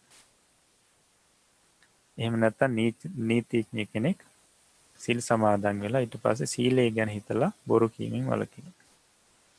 හරක් මරපු මිනිස්සයා සීලය ගැන හිතලා එකෙන් වළකිනවා. අන්න සමාදාන විරතිය සම්මා ආජීවයේ සම්බන්ධයෙන්. ඊට පස්සේ සමුච්ඡේද විරතිය කියලා කියන්නේ ලෝකෝත්තර මාර්ග සිත්වලදී මේ ඇතිවෙන මේ මිත්‍යා ආජීවයෙන් වැළකීම් වශයෙන් මේ ඇතිවෙන ඒ විරතිය. එහෙම නැත්නම් ලෝකෝත්තර මාර්ග සිත් අවස්ථාවේදී සම්මා ආජීව චෛසිකේ පහළ වෙනවා. ඒ පහළ වීම වශයෙන් සම්පූර්ණ මිත්‍යා ආජීවයෙන් වළකිනවා. ඒක ස්ථිර විරතියක්. එතකොට සහ මුලින්ම නැත්නම් සමුච්ඡේද වශයෙන්ම වළකිනවා. මාර්ග සිත්වලදී පහළ වෙන සම්මා ආජීව විරති අවස්ථාවට කියනවා සමුච්ඡේද විරතිය කියලා. හොඳයි. එතකොට දැන් මේ සම්මා වාචා සම්මා කම්මන්ත සම්මා ආජීව. එතකොට දැන් අපි සමහර වෙලාවට මෙතෙක් දැනගෙන හිටියස් මේ සම්මා වාචා කියනකොට වෙනත් දෙයක් සම්බන්ධයි. සම්මා කම්මන්ත කියනකොට වෙනත් දෙයක් සම්බන්ධයි. සම්මා ආජීව කියනකොට වෙනත් දෙයක් සම්බන්ධයි. දැන් සමහර වෙලාවට අපි අනිත් අයට අර්ථවත් දේවල් කතා කරනකොට අපි කියනවා ඒක සම්මා වාචා කියලා. එතකොට දැන් ඒකත් සම්මා වාචාවක් තමයි. යහපත් වචනයක් තමයි එතන තියෙන්නේ. හැබැයි ඒකට කියන්නේ කතා සම්මා වාචාවේ කියලා. කතා කිරීම වශයෙන් යහපත් දේ කතා කරනවා. කතා සම්මා වාචාව. ඒ යහපත් වචන කතා කිරීම වශයෙන් පහළ වෙන චේතනාව, ඒ සිතේ පහළ වෙන චේතනාවට කියනවා චේතනා සම්මා වාචාව කියලා. එතකොට මේ දෙකම මේ විරති අවස්ථාවක් නෙවෙයි. විරති චෛසිකයේ පහළ වෙන අවස්ථාවක් නෙවෙයි මේ අවස්ථා දෙකම. යම් වෙලාවකට වචනයෙන් මේ යම් අකුසලයක් කරන්න අවස්ථාවක් පැමිණුණොත් ඒ අවස්ථාවේදී ඒ අකුසලයෙන් වළකිනවා. නැත්තම් අනාගතයේදී වැළකීම අදහසින් සීලයක් සමාදන් වෙනවා. අදිෂ්ඨානයක් කරගන්නවා. අන්න ඒ අවස්ථාවේදී තමයි මේ පහළ වෙන සම්මා වාචාවට තමයි විරති සම්මා වාචාව කියලා කියන්නේ. එතන තමයි මේ කියන චෛසිකේ පහළ වෙන්නේ. ඒක මතක තියාගන්න කතා සම්මා වාචාව, චේතනා සම්මා වාචාව කියන්නේ වෙනම වෙනස් ස්වරූපයක්. විරති සම්මා වාචාව තමයි මෙතනදී අදහස් කරන්නේ. ඊට සම්මා කම්මන්තයේදීත් අපි යහපත් වැඩ කරනකොට අනිත් අයට උදව්පකාර කරනකොට දම් පැන් පූජා කරනකොට අපි කියනවා යහපත් කර්මයක්. ඒකට සම්මා කම්මන්තේ කියලා. එතකොට ඒකට අපි කියන්නේ ක්‍රියා සම්මා කම්මන්තේ. කිරීම වශයෙන් යහපත් දෙයක් කරනවා. ඒ කිරීම වශයෙන් පහළ වෙන සිතේ පහළ වෙන චේතනාවට කියනවා චේතනා සම්මා කම්මන්තේ කියලා. එතකොට මේ දෙකම මෙතන විරති සම්මා කම්මන්තේ නෙවෙයි අදහස් කරන්නේ මේ දෙකෙන්ම. ඒකට අකුසලයක් කයින් සිදු වෙන අකුසලයක් සිද්ධ වෙන අවස්ථාවේදී සිද්ධ කරන්න ඉදිරිපත් වෙන අවස්ථාවේදී එකකින් වළකිනවා. එහෙම නැත්නම් මතු කරන්නේ නැහැ කියලා සීලයක් සමාදන් වෙමින් අදිෂ්ඨාන කරගන්නවා. අනේ මේ අවස්ථාවේදී පහළ වෙන්නේ විරති සම්මා කම්මන්තේ. සම්මා ආජීවයේ ගත්තහමත් සමහරු ඔය යහපත් රැකී ආරක්ෂා කරනවා. ගොවිතැන් ආදී එහෙම ඒ වගේ යහපත් රැකියාවල් ජීවිකා වෙනුවෙන් කරනවා. ඒ සඳහා ලොකු වීරියක් දරනවා.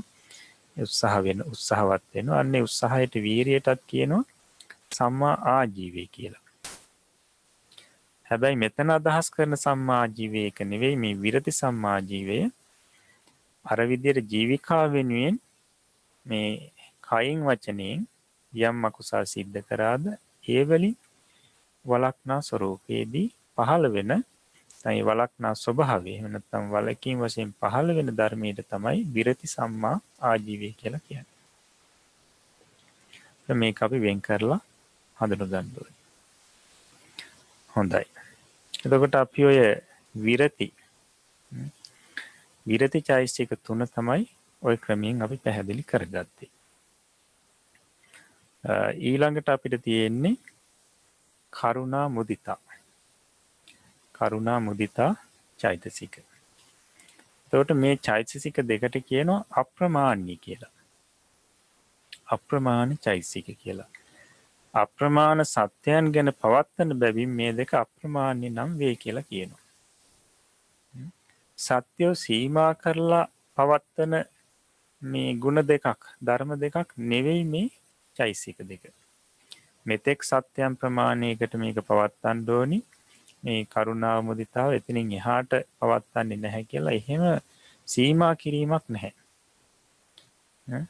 සීමා කිරීම ප්‍රමාණ කිරීමක් නැතිව සත්‍යයන් කෙරෙහි පවත්තන නිසා අප්‍රමාණ්‍ය කියලා මේවට කියනවා.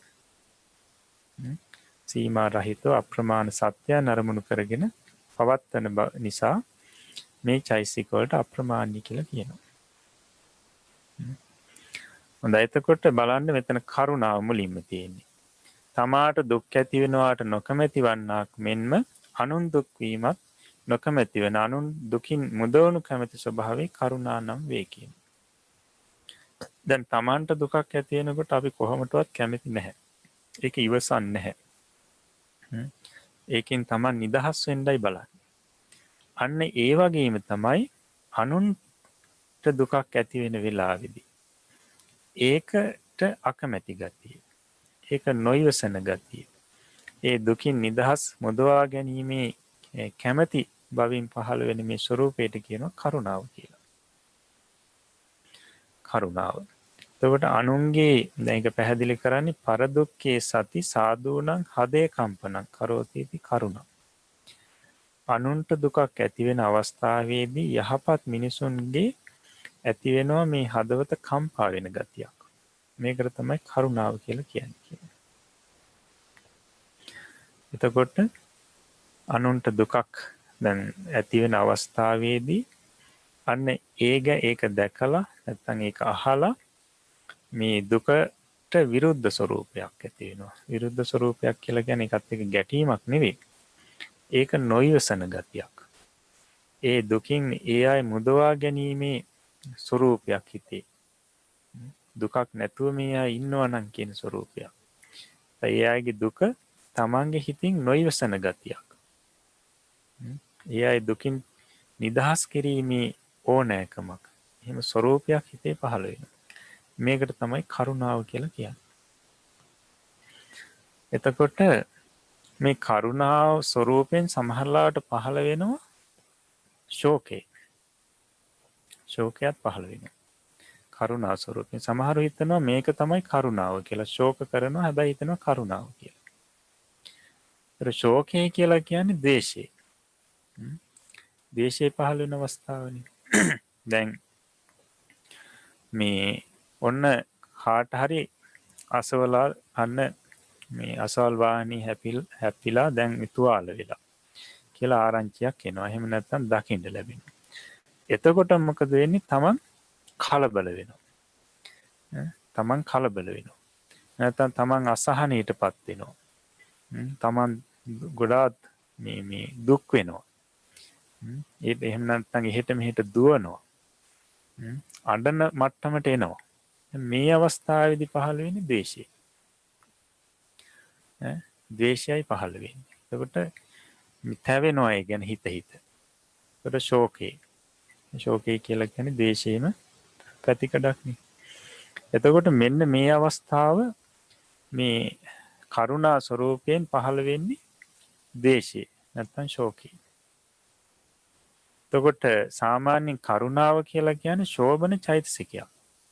කරුණාව පහළ වෙනකොට මේ තැති ගැනීමක් හෝ එහෙම නැත්නම් අසහනකාරී ගතියක්, මේ නොසන්සිඳුණු ගතියක්, මේ ඇඬීමට බර වෙන ගතියක් එහෙම දෙයක් නැහැ. කරුණාව පහළ වෙන අවස්ථාවේදී හිත හරි ශාන්තයි. හිත හරි තැම්පත්. මේක කරුණාව කියලා කියන්නේ උසස් සත්‍යයන්ගේ තියෙන ගුණයක්. එතකොට කරුණාව පහළ වෙන අවස්ථාවේ අර වගේ අර දැඟලිලි ගති නැහැ. මේක තමයි කරුණාව මේ හඳුනගන්න හොඳම ක්‍රමය. එතකොට නමුත් හිතේ ඇති වෙනවා ඒ දුකටපත් වුණු නැත්නම් ඒ දුක මේ නොයවසන ගතියක්. දුකින් නිදහස් වෙනවා නම් හොඳයි කියන ගතියක්. දුකින් එයා මුදවා ගැනීමේ මේ ස්වરૂපයක්, ස්වභාවයක් සිතේ ඇති වෙනවා. මේක තමයි කරුණාව. ඒකට කරුණාව කියනකොට දැන් සමහරවිට තමන්ගේ ඉන්න හිතවතුන් සම්බන්ධයෙන් සමහරවිට කරුණාව ඇති වෙනවා. බාහිර අය සම්බන්ධයෙන් සමහරුන්ට කරුණාව ඇති වෙන්නේ නැහැ. සැබෑවටම කරුණාව ඇති වෙන කෙනාටත් මේ කරුණාවෙන් ඊට පස්සේ ශෝකයට මාරු වෙන්න පුළුවන්. කරුණාව ඇති වෙලා පසුව අර සංසිඳුන ගතිය තියෙන හැබැයි පසුව ටික අඬන්න වැළපෙන්න පැත්තට යනවා. එතකොට අන්න ඒක මේ අකුසල පැත්තට බර වෙලා දැන්. එතකොට ඒ වෙලාවේ තියෙන කුසල සිත නෙවෙයි අකුසල සිත. එතකොට මේ කරුණාව කියන එක ඇත්තටම මේ සත්‍යයන් සම්බන්ධයෙන් ભેදයක් කරන්නේ නැතුව මේක පැවැත්විය යුතු ධර්මයක්. එතකොට තමන්ට දුකක් වෙනකොට තමන් ඒක නොයිවසනවා වගේම හැම කෙනා සම්බන්ධයෙන්ම දුකක් එනකොට ඒක නොයිවසන ගතිය එනවනම් ඒ දුකින් නිදහස් කිරීමේ කැමැති ස්වરૂපය එනවනම් අන්න ඒක තමයි පිරිසුදු කරුණාව. ඒ වෙලාවේදී හොඳට බලවත්ව කරුණාව පහළ වෙනවා. දැන් සමහරුන්ට ඒක හොඳට තියෙනවා. කාට මේ කරදරයක් කිව්වත් ඒ අයගේ සිතේ මේ කරුණාව ඇති වෙනවා. ඒක අපේ කෙනෙක්ද පිට කෙනෙක්ද මේ රටේ කෙනෙක්ද පිට රට කෙනෙක්ද ඒකක් එයාට අදාළ නැහැ. අර දුක තමයි අරමුණු වෙලා දුක නොයවසන ගතිය එන්නේ. ඒක තමයි නියම කරුණාව.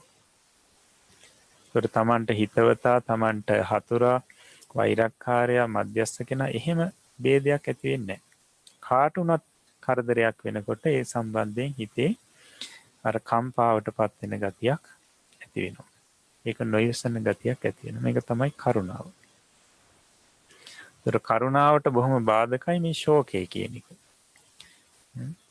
කරුණාව ඇති අයට මේ ශෝකයෙන් බාධා එනවා. කරුණාව මුලින් තියෙනවා පස්සේ ශෝකයට හැරෙන්න පුළුවන්. නිසා මේ දෙක අපි වෙන් කරලා හඳුන ගන්න ඕනේ. හොඳයි. ඊට පස්සේ අපිට තියෙන්නේ මුදිතාව. මුදිතාව. තමාට යම් සම්පතක් ලැබුණහොත් ඒ ගැන සතුටු වන්නාක් මෙන් අනුන්ගේ සම්පත් ගැන සතුටු වන්නා වූ ස්වභාවය මුදිතා නම් වේ. තමන්ට යම් සම්පතක් ලැබෙනකොට තමන් සතුටු වෙනවා. මේ විදිහටම අනිත් අයටත් සම්පත් ලැබෙනකොට සැප ලැබෙනකොට සතුටු වෙන හිතේ ස්වરૂපය තමයි මුදිතාව කියලා කියන්නේ. අනුන්ගේ සම්පත්තියේදී සතුටු වෙනවා. එතකොට දැන් අපි සාමාන්‍යයෙන් මේ මුදිතාවට ප්‍රතිපක්ෂ ධර්මයේ තමයි මොකද්ද ඊර්ෂ්‍යාව. ඊර්ෂ්‍යාව. ඒකට අනිත් කෙනෙකුට සම්පතක් ලැබෙනකොට අන්න ඒ ගැන මේ සතුටු වෙනවා. ඒක ඉවසන ස්වરૂපේ. එතකොට ඒ විදිහට ඊර්ෂ්‍යාව මඩිමින් ඊර්ෂ්‍යාවට ප්‍රතිපක්ෂව පහළ වෙන මේ ස්වરૂපයට තමයි මුදිතාව කියලා කියන්නේ. ඒකට මුදිතාවේදී සමහරලාවට තමන්ගේ ඥාති හිතවතුන්ට සම්පතක් මොනවා හරි ලැබෙනකොට සැපයක් ලැබෙනකොට සමහරට හොඳට සතුටු වෙනවා. එතකොට ඒ වෙලාවේදී ගොඩාක් අයට ඇති වෙන්නේ මේ මුදිතාවට වඩා මේ ලෝභ සහගත ප්‍රීතිය. ලෝභ සහගත ප්‍රීතිය තමන්ගේ හිතවතෙකුට ලැබුණ නිසා. ඒකට ඒ වෙලාවේ ලෝභ සහගත සිතක් පහළ වෙනවා. ඒතර ප්‍රීතියයි මුදිතාවයි කියන දෙක ටිකක් මේ සමාන ගති තියෙන ධර්ම දෙකක්. නමුත් ලෝභ සහගත ප්‍රීතිය පහළ වෙනකොට නිවීමක් නැහැ හිතේ. හිත කලබලයි, චංචලයි. හැබැයි මුදිතාව පහළ වෙනවා. මුදිතාව කියන්නේ ශෝභන චෛසිකයක්. ඒක පහළ වෙනකොට හිත බොහොම නිවිලා තියෙනවා. හිත සංසිඳිලා තියෙනවා. ඒක බොහොම පිරිසිදු සතුටක්. ඉතින් සාමාන්‍යයෙන් දැන් මුදිතාව තියෙන පිරිස ඉන්නවා. ඒ පිරිස කාට සම්පතක් ලැබුණත් ඒක නිකන් Tamanට ලැබුණු සම්පත්තියක් වගේ සතුටු වෙනවා. අසෝලා මෙහෙම විභාගයෙන් පාස් වුණා. අසෝලාට මේ වගේ දෙයක් මේ ලැබිලා තියෙනවා. ওই විදිහට ඇහෙනකොටම සතුටයි ඇති වෙන්නේ මුලින්ම. ඒක නිකන් Tamanට ලැබුණු දෙයක් වගේ. දැන් සමහරු කියන්නේ මම මෙහෙම විභාගයෙන් පාස් වුණා කියනකොට අනිත් කෙනා කියනවා මට හරිම සතුටුයි මං හරියට විභාගයෙන් පාස් වුණා වගේ කියලා. ඒ විදිහට මේ මුදිතාව බොහෝ දෙනෙකුට තියෙනවා. සමහරුන්ට කරුණාව පහළ වෙනවා හැබැයි මුදිතාව පහළ වෙන්නේ නැහැ. සත්‍යයක් දුකටපත් වෙනකොට හිතේ උණු වෙන ගතිය කරුණාව ඇති වෙනවා. එතකොට නමුත් සතුටටපත් වෙනකොට සැපෙන් ඉන්නකොට ඒ ගැන හිතලා සතුටු වෙන්න බැරි ගතියක් තියෙනවා. ඒ නිසා කාට හරි සම්පත්තියක් ලැබුණා කියනකොට ඉස්සල්ලාම හිතේ නිකන් ඒක නොයිවසන ගතියක්. ඒකත් එක්ක විරුද්ධ ගතියක් ඇති වෙනවා ඉස්සල්ලා. එතකොට ඒක අපි එහෙම ඇති වෙනකොට සාමාන්‍ය ඉතින් සත්‍යයන්ට එහෙම ඇති වෙනවා. මේ මුදිතාව අඩු පිරිසට ඉතින් ඒ වෙලාවේදී මේ බොහොම නුවණින් යුතුව ඒක අනිත් පැත්තට හරව ගන්න ඕනේ. කොහොමද? ඒ අවස්ථාවේදී කල්පනා කරනවා මේ අකුසලයක් මගේ හිතේ පහළ වෙන්නේ. අනිත් සත්‍යයන්ගේ සම්පත්තිය ගැන හිතලා සතුටු වෙන්න ඕනේ කියලා. අර වගේ දෙයක් නැවත ඇහෙනකොටම අනේ සාදු සාදු කියලා සතුටු වෙන්න ඕනේ. එතකොට මේ අපිට ගමනක් බිමනක් යන සෑම අවස්ථාවකදීම ඕක හුරු කරන්න පුළුවන් ප්‍රායෝගිකව නේද? වාහනයක යනවා දකින්නකොට හොඳ වාහනයක යනවා දකින්නකොට සතුටු වෙනවා. අනේ හොඳයි මේගොල්ලෝ සැපසේ ඉන්නවා. හොඳ ගෙවල් දොරවල් හදාගෙන වාසය කරනකොට ඒ ගැන හිතලා සතුටු වෙනවා. අනේ හොඳයි මේගොල්ලෝ සැපසේ ඉන්නවා. තව තවත් සැපවත් වේවා. රැකියාව ඉහළට යනකොට අනිත් පිරිස ඒ ගැන හිතලා සතුටු වෙනවා. අනේ තව තවත් රැකියාව ඉහළට ආවා. අන්න ඒ මුදිතාව තියෙනකොට තමයි Taman දියුණු වෙන්නේ. තමාගේ දියුණුව ඇති වෙන්නේ එතකොට. නැත්නම් ඊර්ෂ්‍යාව ඇති වෙන්න Taman පහළට වැටෙනවා. ඉතින් මේ දැන් අර බුදුරජාණන් වහන්සේ දේශනා කරන අනික් කෙනා දුර්වර්ණ වේවා කැත වේවා කියලා නිතර හිතන්න ගියොත් තමන්ලු කැත වෙන්නේ කියලා. අනික් කෙනා ලස්සන වේවා පැහැපත් වේවා සුවපත් වේවා කියලා එහෙම හිතනකොට තමන්ටයි ඒ ගුණය ඇති වෙන්නේ. ඉතින් ඒ නිසා අනිත් අයගේ සැපේට සම්පතට ඒ ගැන හිතලා තමාගේ සැපයක් සම්පතක් හා සලකලා සතුට වෙන ගතියට කියනවා මුදිතාව කියලා. ඉතින් මේ මුදිතාව සහ කරුණාව දෙක බ්‍රහ්ම විහරණ හැටියට දක්වනවා. ඒ කියන්නේ බ්‍රහ්ම කියලා කියන්නේ මෙතන උසස් කියන උත්තම කියන අර්ථය. උසස් සත්‍යයන් පරිහරණය කරන ධර්ම දෙකක් මේක. සමේවා බ්‍රහ්ම විහරණ කියලා කියනවා. උසස් සත්‍යයන්ගේ විහරණ වාසය කිරීම ස්වરૂප බ්‍රහ්ම විහරණ. එතකොට බ්‍රහ්ම විහරණ 4ක් තියෙනවා. නේද? සිව්බඹ විහරණ. ඒකේ කරුණාව මුදිතාව කියන දෙක මෙතනදී පැහැදිලි වුණා. ඒකට මේ දෙක කරුණා චෛසිකේ සහ මුදිතා චෛසිකේ පරමාර්ථ වශයෙන් ගත්තොත්. ඊට පස්සේ තව දෙකක් තියෙනවා මෛත්‍රිය සහ උපේක්ෂාව. එතකොට මේ මෛත්‍රිය සහ උපේක්ෂාවත් අපි පරමාර්ථ ස්වරූපයෙන් ගන්නකොට චෛසික දෙකක්. මෛත්‍රිය කියලා කියන්නේ අද්වේෂයට, උපේක්ෂාව කියලා කියන්නේ తත්‍ර මජ්ජත්තා කියන චෛසිකයට. తත්‍ර මජ්ජත්තා කියන චෛසිකයට. එතකොට මේ හතරම ගත්තාම මෛත්‍රිය, කරුණා, මුදිතා, උපේක්ෂාව කියන හතරම අප්‍රමාණ්‍ය ධර්ම. අප්‍රමාණ්‍ය. එතන විශේෂයෙන්ම මේ දෙක වෙන් කරලා දක්වනවා. මොකද අර චෝබන සාධාරණ චෛසිකයට අර දෙක පැහැදිලි කරානේ. එතකොට ඒ කියන්නේ සත්‍යයන් සීමා නොකට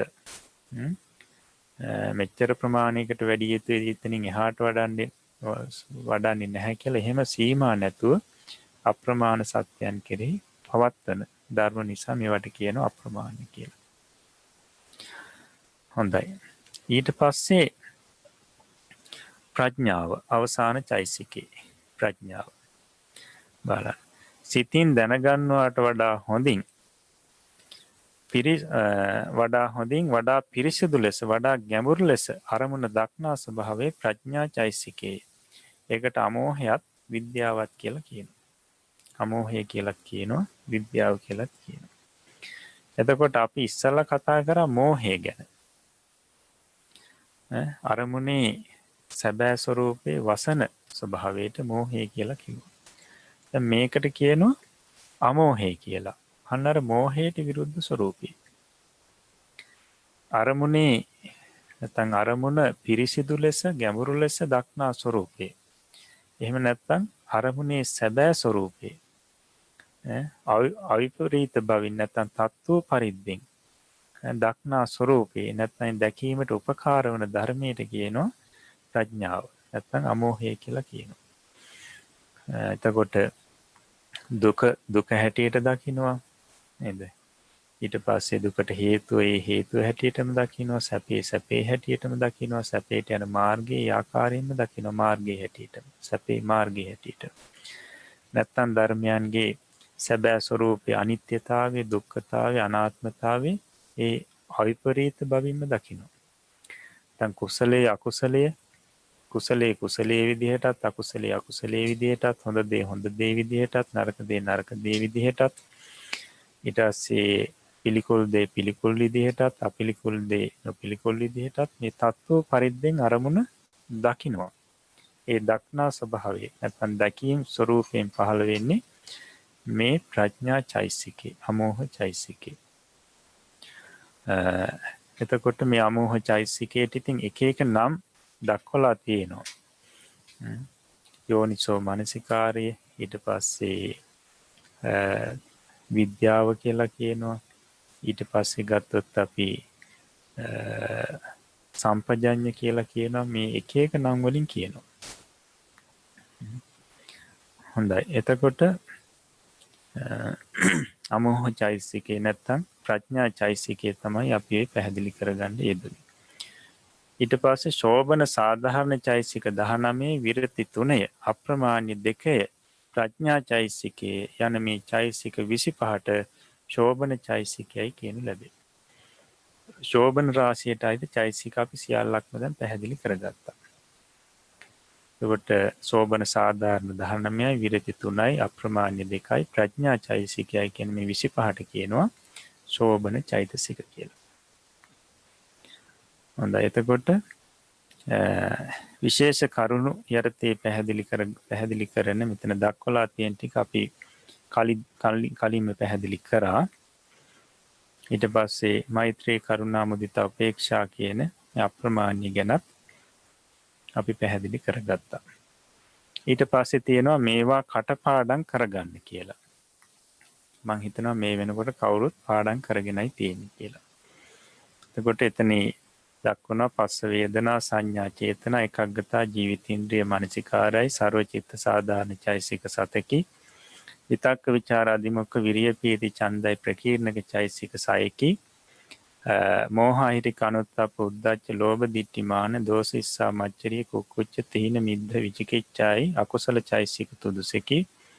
සද්දා, සති, හිරියොත්ථප්ප, අලෝභ, දෝස, තත්ත්‍ර, මජ්ජත්තතා, කාය පස්සාදි, චිත්ත පස්සාදි, කාය ලහුතා, චිත්ත ලහුතා, කාය මුදුතා, චිත්ත මුදුතා, කාය කම්මඤ්ඤතා, චිත්ත කම්මඤ්ඤතා, කාය පාගුඤ්ඤතා, චිත්ත පාගුඤ්ඤතා, කායොජ්ජකතා, චිත්තොජ්ජකතා, ශෝබන සාධාරණ චෛසික 19කි.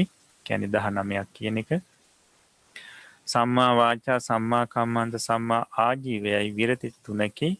කරුණා, මුදිතයි, අප්‍රමාණ්‍ය 2කි. ප්‍රඥා චෛසිකයත් සමග මේ චෛසික 25 නැත්නම් 25 ශෝබන චෛසිකයෝය. අන්‍ය සමාන 13, අකුසල 14, ශෝබන 25 චෛසික 52කි.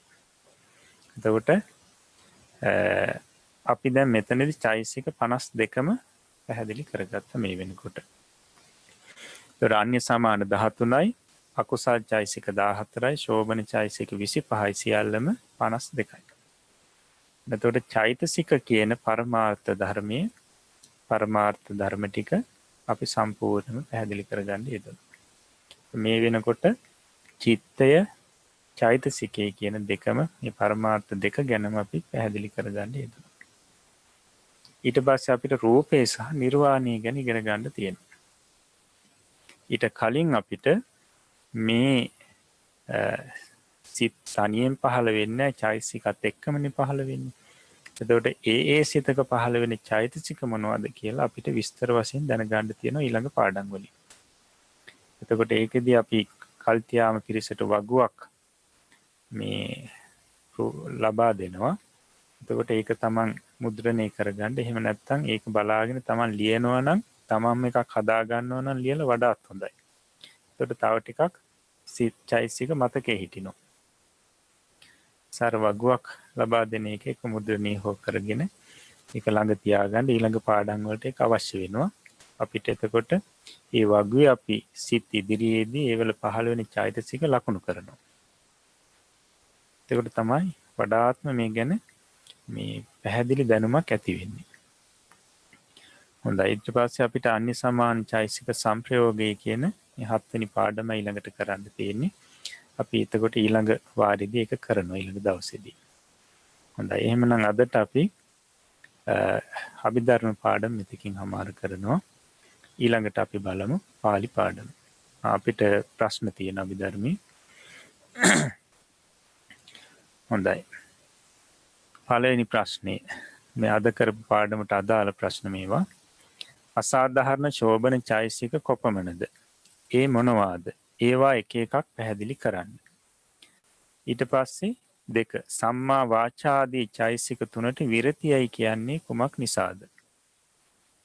3 කරුණාදී චෛසිකයන්ට අප්‍රමාණ්‍ය කීමට හේතුව කුමක්ද? 4 එක් එක් විරති චෛතසිකයක් 3 ආකාර වන්නේ කෙසේද? ඒවා පැහැදිලි කරන්න. 4 සතර බ්‍රහ්ම විහරණ නාමයෙන් කියවෙන චෛසිකයෝ කවරහුද? මෙන්න මේ ප්‍රශ්න පහට පිළිතුරුත් ලියාගෙන එන්න. ඊළඟට අපි බලමු පාලි පාඩම.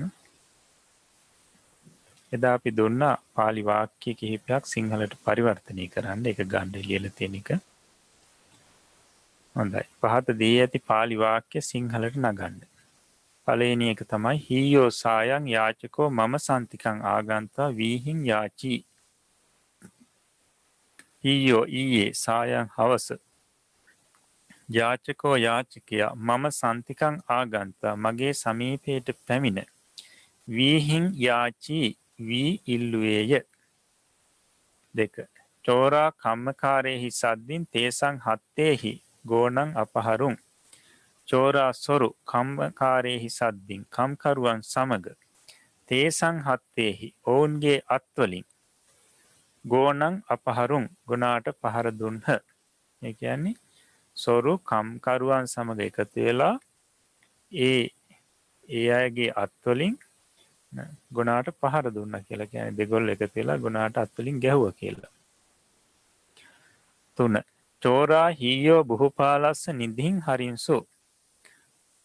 චෝරා සොරු හීයෝ ඊයේ බුහුපාලස්ස නිදින් රජුගේ නිධානය හරින්සු ගෙන ගියහ. 4 අහං අජ්ජ පාතෝ ඒව නගරං ගන්තා පූවේ අකහදින්.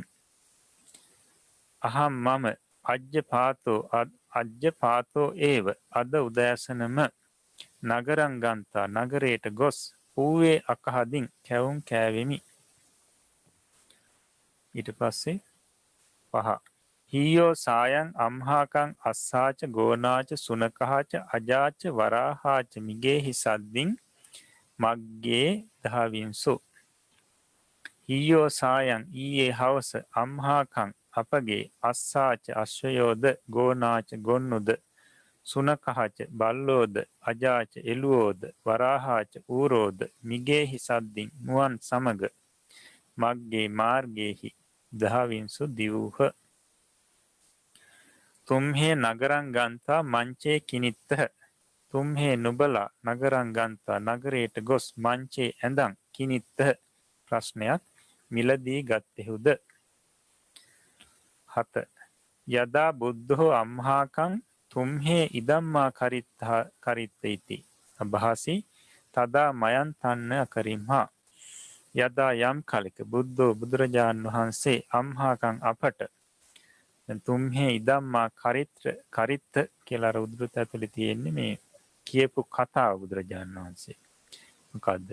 තුම්හේ ඉදම්මා කරිත්ත නුඹලා මේ නොකරව ඉති යයි අභාසි කීවේද තදා එකල්හි තන් කියව නිසා කියපු කල්හි මයන් අපි තන්න කරිම්ම එපා කියපු දේ කරේ නැහැ. නැත්නම් කරන්න එපා කියපු කටයුත්ත අපේ වචනේ පිළි අරගෙන ඒක නොකර හිටියා. පුබ්බේ ත්වන් සීහස්මා බහයිත්වා මග්ගේ තිරියන් දහවෝ.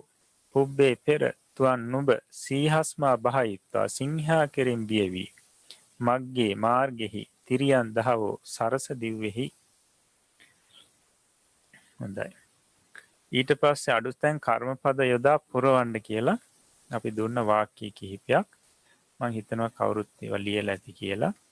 එතකොට අපි මෙතන කර්මපද කිහිපයක් යොදලා මේ වාක්‍ය සම්පූර්ණ කරලා තියෙනවා. නමුත් සමහර වෙලාවට තමයි මීට වඩා වෙනස් කර්මපද යොදලා ඇති. නමුත් බලන්න මේ ඒ කර්මපද යොදලා තියෙන්නේ ဒုတိ ය විභක්තියෙන්ද කියන එක. ဒုတိ ය විභක්ති ඒක වචනයක් හෝ බහුවචනයක්ද වාක්‍යයට ගැලපෙන විදිහට.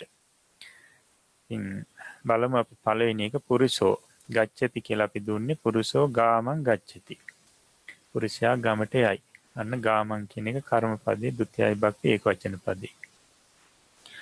සීහා මාරෙන්ති සිංහව මරත්. සිංහව මරන්නේ මිගේ මුවන්. අන්න සීහා කියනකොට අපි බහුවචන යොදපු නිසා මිගේ කියලා අපිට පුළුවන් බහුවචනෙන් මුවන් කියලා යොදන්න. ဒုတိ ය බහුවචනය. සිංහයෝ මුවන් මරත්. දාසා ආහාරන්ති දාසයෝ ගෙනේත් මොනවද? දාසා සුනකේ ආහාරන්ති දාසයෝ බල්ලන් ගෙනේත්. පුත්තෝ උගන්හාති පුතා උගනි මොනවද? ධම්මං ධර්මයේ. පුත්තෝ ධම්මං උගන්හාති. ဒုတိ ය විභක්ති ඒක වචනේ. චෝරෝ හරති හොරු හොරා ගෙන යයි. මොනවද? චෝරෝ අජේ හරති සොරා එළුවන් ගෙන යයි. ဒုတိ ය විභක්ති බහුවචන අපිට ඒක වචනෙන් උනත් කියන්න පුළුවන් අජං හරති කියලා. 6 වරාහෝ කනති ඌරා හාරයි. මොකක්ද හාරන්නේ? මග්ගං මාර්ගයේ. වරාහෝ මග්ගං කනති. 7 වාණිජා වික්කිනන්ති වෙලෙන්දෝ විකුණත් මොනවද? මංචේ ඇඳන්. වෙලෙන්දෝ ඇඳන් විකුණත්. කුමාරෝ ඕලෝකේති කුමාරයා බලයි. මොකක්ද බලන්නේ? චන්දං හඳ. කුමාරෝ චන්දං ඕලෝකේති හඳ බලයි.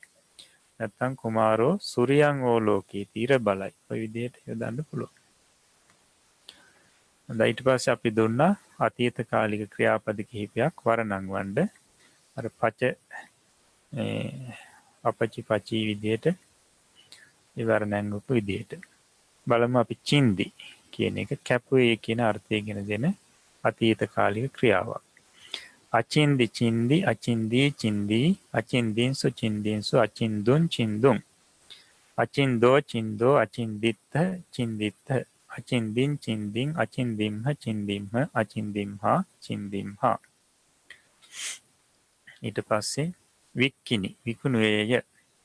අවික්කිනි වික්කිනි අවික්කිනී වික්කිනී අවික්කිනින්සු වික්කිනින්සු අවික්කුණුන් වික්කුණුන් අවික්කුණෝ වික්කුණෝ අවික්කිනෝ වික්කිනෝ අවික්කිනිත්ත වික්කිනිත්ත අවික්කිනින් වික්කිනින් අවික්කිනිම්හ වික්කිනිම්හ අවික්කිනිම්හා වික්කිනිම්හා. ඊට පස්සේ භංජි කැඩුවේය කියන අර්ථයේ ක්‍රියාපදේ. අභංජි භංජි අභංජී භංජී අභංජින්සු භංජින්සු අභංජුන් භංජුන් අභංජෝ භංජෝ අභංජිත්ත භංජිත්ත අභංජිම් භංජින් අභංජිම්හ භංජිම්හ අභංජිම්හා භංජිම්හා. දසි දෂ්ට කළේය. අඩසි දසි අඩසී දසි අඩසින්සු දසින්සු අඩසුන් දසුන් අඩසෝ දසෝ අඩසිත්ත දසිත්ත අඩසින් දසින් අඩසිම්හ දසිම්හ අඩසිම්හා දසිම්හා. ඊට පස්සේ ආරුහි නැංගේය. ආරුහි ආරුහි ආරුහින්සු ආරුහුන් ආරුහෝ ආරුහිත්ත ආරුහින් ආරුහිම්හ ආරුහිම්හා. එතකොට මෙතන ආයන්න මුලින් තියෙන නිසා අපි නැවත ආයන්නක් දාලා තව රූප දෙකක් හදන්නේ නැහැ. මොකද මේ ක්‍රියාපදයේ මුල් ස්වරූපේ ආරුහි කියලා තියෙන නිසා. ඊට පස්සේ අපි ගිය සතියේ දුන්නා අබවි කියලා ක්‍රියාපදයක්. නමුත් එතන අපිට වැරදීමක් වෙලා තියෙනවා. ඒක අබවි කියලා කියන්නේ අයන්නක් එකතු වෙලා ක්‍රියාව හැදෙන ආකාරයේ ඒක මූලික ස්වරූපේ භවි. භවි විය කියන අර්ථය. එතකොට එතනදී අපිට රූප හතරක් මේ හදන්න පුළුවන් සාමාන්‍ය පඨම පුරුෂ ඒක වචනයේට බහුවචනයේට ඒ විදිහට. එතකොට බලන්න ඒ ක්‍රමයෙන් තමයි මෙතන හදලා තියෙන්නේ. එතකොට අර අබවි කියලා දාගත්තු අයන්න කියන්නේ අබවි විය කියලා මාතෘකා වශයෙන් තියෙන එකේ අයන්න කපා ගන්න එතන. භවි විය කියලා එක හදා ගන්න. එතකොට අන්න ඒ ක්‍රමයෙන් වර්ණම් ගන්න පුළුවන්. අබවි භවි අබවි භවි අබවින්සු භවින්සු අබවුන් බවුන් අබවෝ බවෝ අබවිත්ත භවිත්ත අබවින් භවින් අබවිම්හ භවිම්හ අබවිම්හා භවිම්හා. ඊට පස්සේ ගමි ගියේය. දැන් ගච්චි ගමි මේවා අර්ථ සමාන ක්‍රියාපද. එකම අර්ථය දෙන රූප වශයෙන් වෙනස් වුණු ක්‍රියාපද. අගමි ගමි, අගමී ගමි, අගමින්සු ගමින්සු, අගමුන් ගමුන්, අගමෝ ගමෝ, අගමිත්ත ගමිත්ත, අගමින් ගමින්, අගමිම්හ ගමිම්හ, අගමිම්හා ගමිම්හා. හොඳයි, ඊට පස්සේ අපි මේ සතියේ මේ ක්‍රියාපදයේ මුලින් වර්ණගපු ක්‍රියා සම්බන්ධයෙන් ඒවා ආශ්‍රිතව දීලා තියෙනවා වාක්‍ය කීපයක් සිංහලට නගන්න. පළවෙනි එක බලන්න. අහං හීයෝ සායං මයිහං මිත්තේන සද්ධින් පුප්පහානිච පලානිච ආහරිතුන් නගරං අගමින්. 2. වානරෝ සුනකම් හා බහයිත්වා මග්ගේ තිරියන් දහවිත්වා රුක්කං ආරුහි. 3. පුබ්බේ අම්හාකම් මිත්තා පාපකාරිනෝ අභවින්සු ඉදානිතේ ධම්මචාරිනෝ භවಂತಿ. 4. පුබ්බේ අපි මයන් ධම්මචාරිනෝ භවිම්හ ඉදානි අපි මයන් ධම්මචාරිනෝ භවාම. 5. අජ්ජ පාතෝ ඒව අම්හාකං කම්මකාරෝ කෙත්තං ගච්චි ගන්වා තත්හ තෝකන් ටත්වා පුන ආගච්ඡන්තෝ සප්පෝ තස්ස දක්කින පාදන් දසි. 6. දාසා. එතන දාසා කියලා තියෙන්නේ ආමන්ත්‍රණී ආලපන විභක්තියෙන්. දාසා හීයෝ තුම්හේ ගාමං ගන්වා ගෝපාලස්ස ගේහං අබංජිත්ත ඉති ඉදන් සච්චං. ප්‍රශ්නයක්. 7. ත්වං පාතෝ නගරං ගන්වා වානිජානං අම්හාකං අජේ වික්ඛිනෝ. 8. ඒකදා චෝරා අම්හාකං ගාමං ආගන්වා මනුස්සානං හත්තේච පාදේච චින්දින්සු. හොඳයි, මේ වාක්‍යවල තියෙන අමාරු පද ටික. අමුතු පද ටික අපි දීලා තියෙනවා. තේරුමත් එක්ක. පාපකාරිනෝ කියන්නේ පව් කරන්නෝ කියන අර්ථේ. ධම්මචාරිනෝ කියන පදයේ අර්ථේ ධර්මයේ හැසිරෙන්නෝ. ආගච්ඡන්තෝ කියන කේ අර්ථේ එනුයේ කියලා කියන්නත් පුළුවන්, නැත්නම් පැමිණෙනුයේ කියලා කියන්නත් පුළුවන්. ඒ කියන්නේ එමින් ඉන්නවා. සප්පෝ කියන කේ අර්ථේ සර්පයෙක්, නැත්නම් සර්පයා කියලා කියන්නත් පුළුවන්. හොඳයි, එතකොට ඒ වාක්‍ය සිංහලයට පරිවර්තනය කරන්න. හොඳයි, එහෙමනම් අපි අද පාලි පාඩමත් මෙතකින් අපි අවසන් කරනවා. එතකොට අපි අද අභිධර්මයේදී තවත් චෛතසික කිහිපයක් පැහැදිලි කරගත්තා. පාලි වචනත් තවත් ඉගෙන ගත්තා. මේ විදිහට අපි මේ ධර්මී හැදෑරීම් වශයෙන්, ව්‍යාකරණ හැදෑරීම් වශයෙන් අපේ సంతాනි කුසල් සිතුවිලි පහළ වුණා. මේ කුසල් සිතුවිලි ආනිසංස වශයෙන් හැම දිනාටම නිදුක් නිරෝගී දිගාසිරි සැලසේවා. සම්‍යක් ප්‍රාර්ථනා මුදුන්පත් වේවා. තව තවත් ධර්මයට හිත නැඹුරු වේවා. තම තමන්ගේ ඒ සියලුම ප්‍රාර්ථනා සම්පූර්ණ කරගෙන කෙලවර නිවනින් සැනසෙන්නට මේ උතුම් පුණ්‍ය ශක්තිය ඒකාන්තයෙන් හේතුපනිෂ්ඨ වේවා කියලා අපි ආශිර්වාද කරනවා. ඒ වගේම අපට මේ ධර්මයන් කියා දුන්නු ගුරුතුමන් වහන්සේලාටත්, හදා වඩා පෝෂණය කරපු දෙමාපියන්ට, ශාසනික මව්වරු පියවරු සහෝදර සහෝදරියන්ටත්, ඒ වගේම බුද්ධ ශාසනය වෙනුවෙන් කාලය ධනය ශ්‍රමය කැප කරලා මේ වෙනකොට ගිලන් බවින් පසු වන හැම දෙනාටමත්, ඒ වගේම මේ වැඩසටහන වෙනුවෙන් මහත් කැපවීමක් දරන, වෙහෙසක් දරන, විකාශනය කිරීම සඳහා ඒ කලුම් මහත්මයා ප්‍රධාන සත්පුරුෂ මණ්ඩලයටත් මේ පින් ජීවිතයට ආශිර්වාදයක්ම වේවා. නිදුක් නිරෝගී දිගාසිරි සැලසේවා. සම්‍යක් ප්‍රාර්ථනා මුදුන්පත් වේවා. නිවනින් සැනසෙන්නටම මේ උතුම් පුණ්‍ය ශක්තිය හේතුපකාර වේවා කියලා අපි ආශිර්වාද ප්‍රාර්ථනා කරනවා. ඒ වගේම ශාසන ආරක්ෂක, ලෝකපාලක, ආත්මාරක්ෂක, කල්පේශාක්‍ය, මහේශාක්‍ය දිව්‍යතා මණ්ඩලයටත් මේ පින් දැනේවා, පෙනේවා. මේ පින් අනුමෝදන් වෙත්වා. මේ පින් අනුමෝදන්ව තමන්ගේ ජීවිත සුඛී සුවපත් භාවයට පත් කරගනිත්වා. ප්‍රාර්ථනා මුදුන්පත් කරගනිත්වා. ඒ වගේම බුද්ධ ශාසනයේ බුද්ධ ශ්‍රාවකයන් නිරතුරුවම ආරක්ෂා කරත්වා කියලා අපි ආරාධනා කරමින් පුණ්‍යානුමෝදනා කරමු. ඒ වගේ මිය පරලෝ ගොස් පින් බලාපොරොත්තුෙන් පසු වන සියලුම සත්‍යයන්ටත් මේ පින් දැනේවා, පෙනේවා. පින් අනුමෝදන් වෙත්වා. තම තමන්ගේ ජීවිත සුඛී සුවපත් භාවයට පත් කර ගනිත්වා කෙලවර නිවනින් සැනසෙත්වා කියලා අපි ඥාතීන්ටත් පුණ්‍යානුමෝදනා කරමු. අප හැම දිනාටම මේ උතුම් පුණ්‍ය ශක්තිය සතර මාර්ග සතර ඵල පිළිවෙලින් නිවනින් සැනසෙන්නට මේ හේතුපකාර වේවා කියන ප්‍රාර්ථනාව ඇති කරගෙන මං කීවට පසුව මේ වාක්‍යය කියමින් නිවන් සුව ප්‍රාර්ථනා කරමු. ඉදම්මේ පුඤ්ඤ කම්මං ධම්මේ පුඤ්ඤ කම්මං ආසවක්ඛයා වහං හෝතු ආසවක්ඛයා වහං හෝතු සබ්බ දුක්ඛා පමුංචතු සබ්බ දුක්ඛා පමුංචතු මාගේ මේ පුණ්‍ය ධර්මය මාගේ මේ පුණ්‍ය ධර්මය මාර්ගඵල නිවන් පිණිසම මාර්ගඵල නිවන් පිණිසම හේතු වේවා හේතු වේවා වාසනාව වේවා වාසනාව වේවා සාදු සාදු සාදු.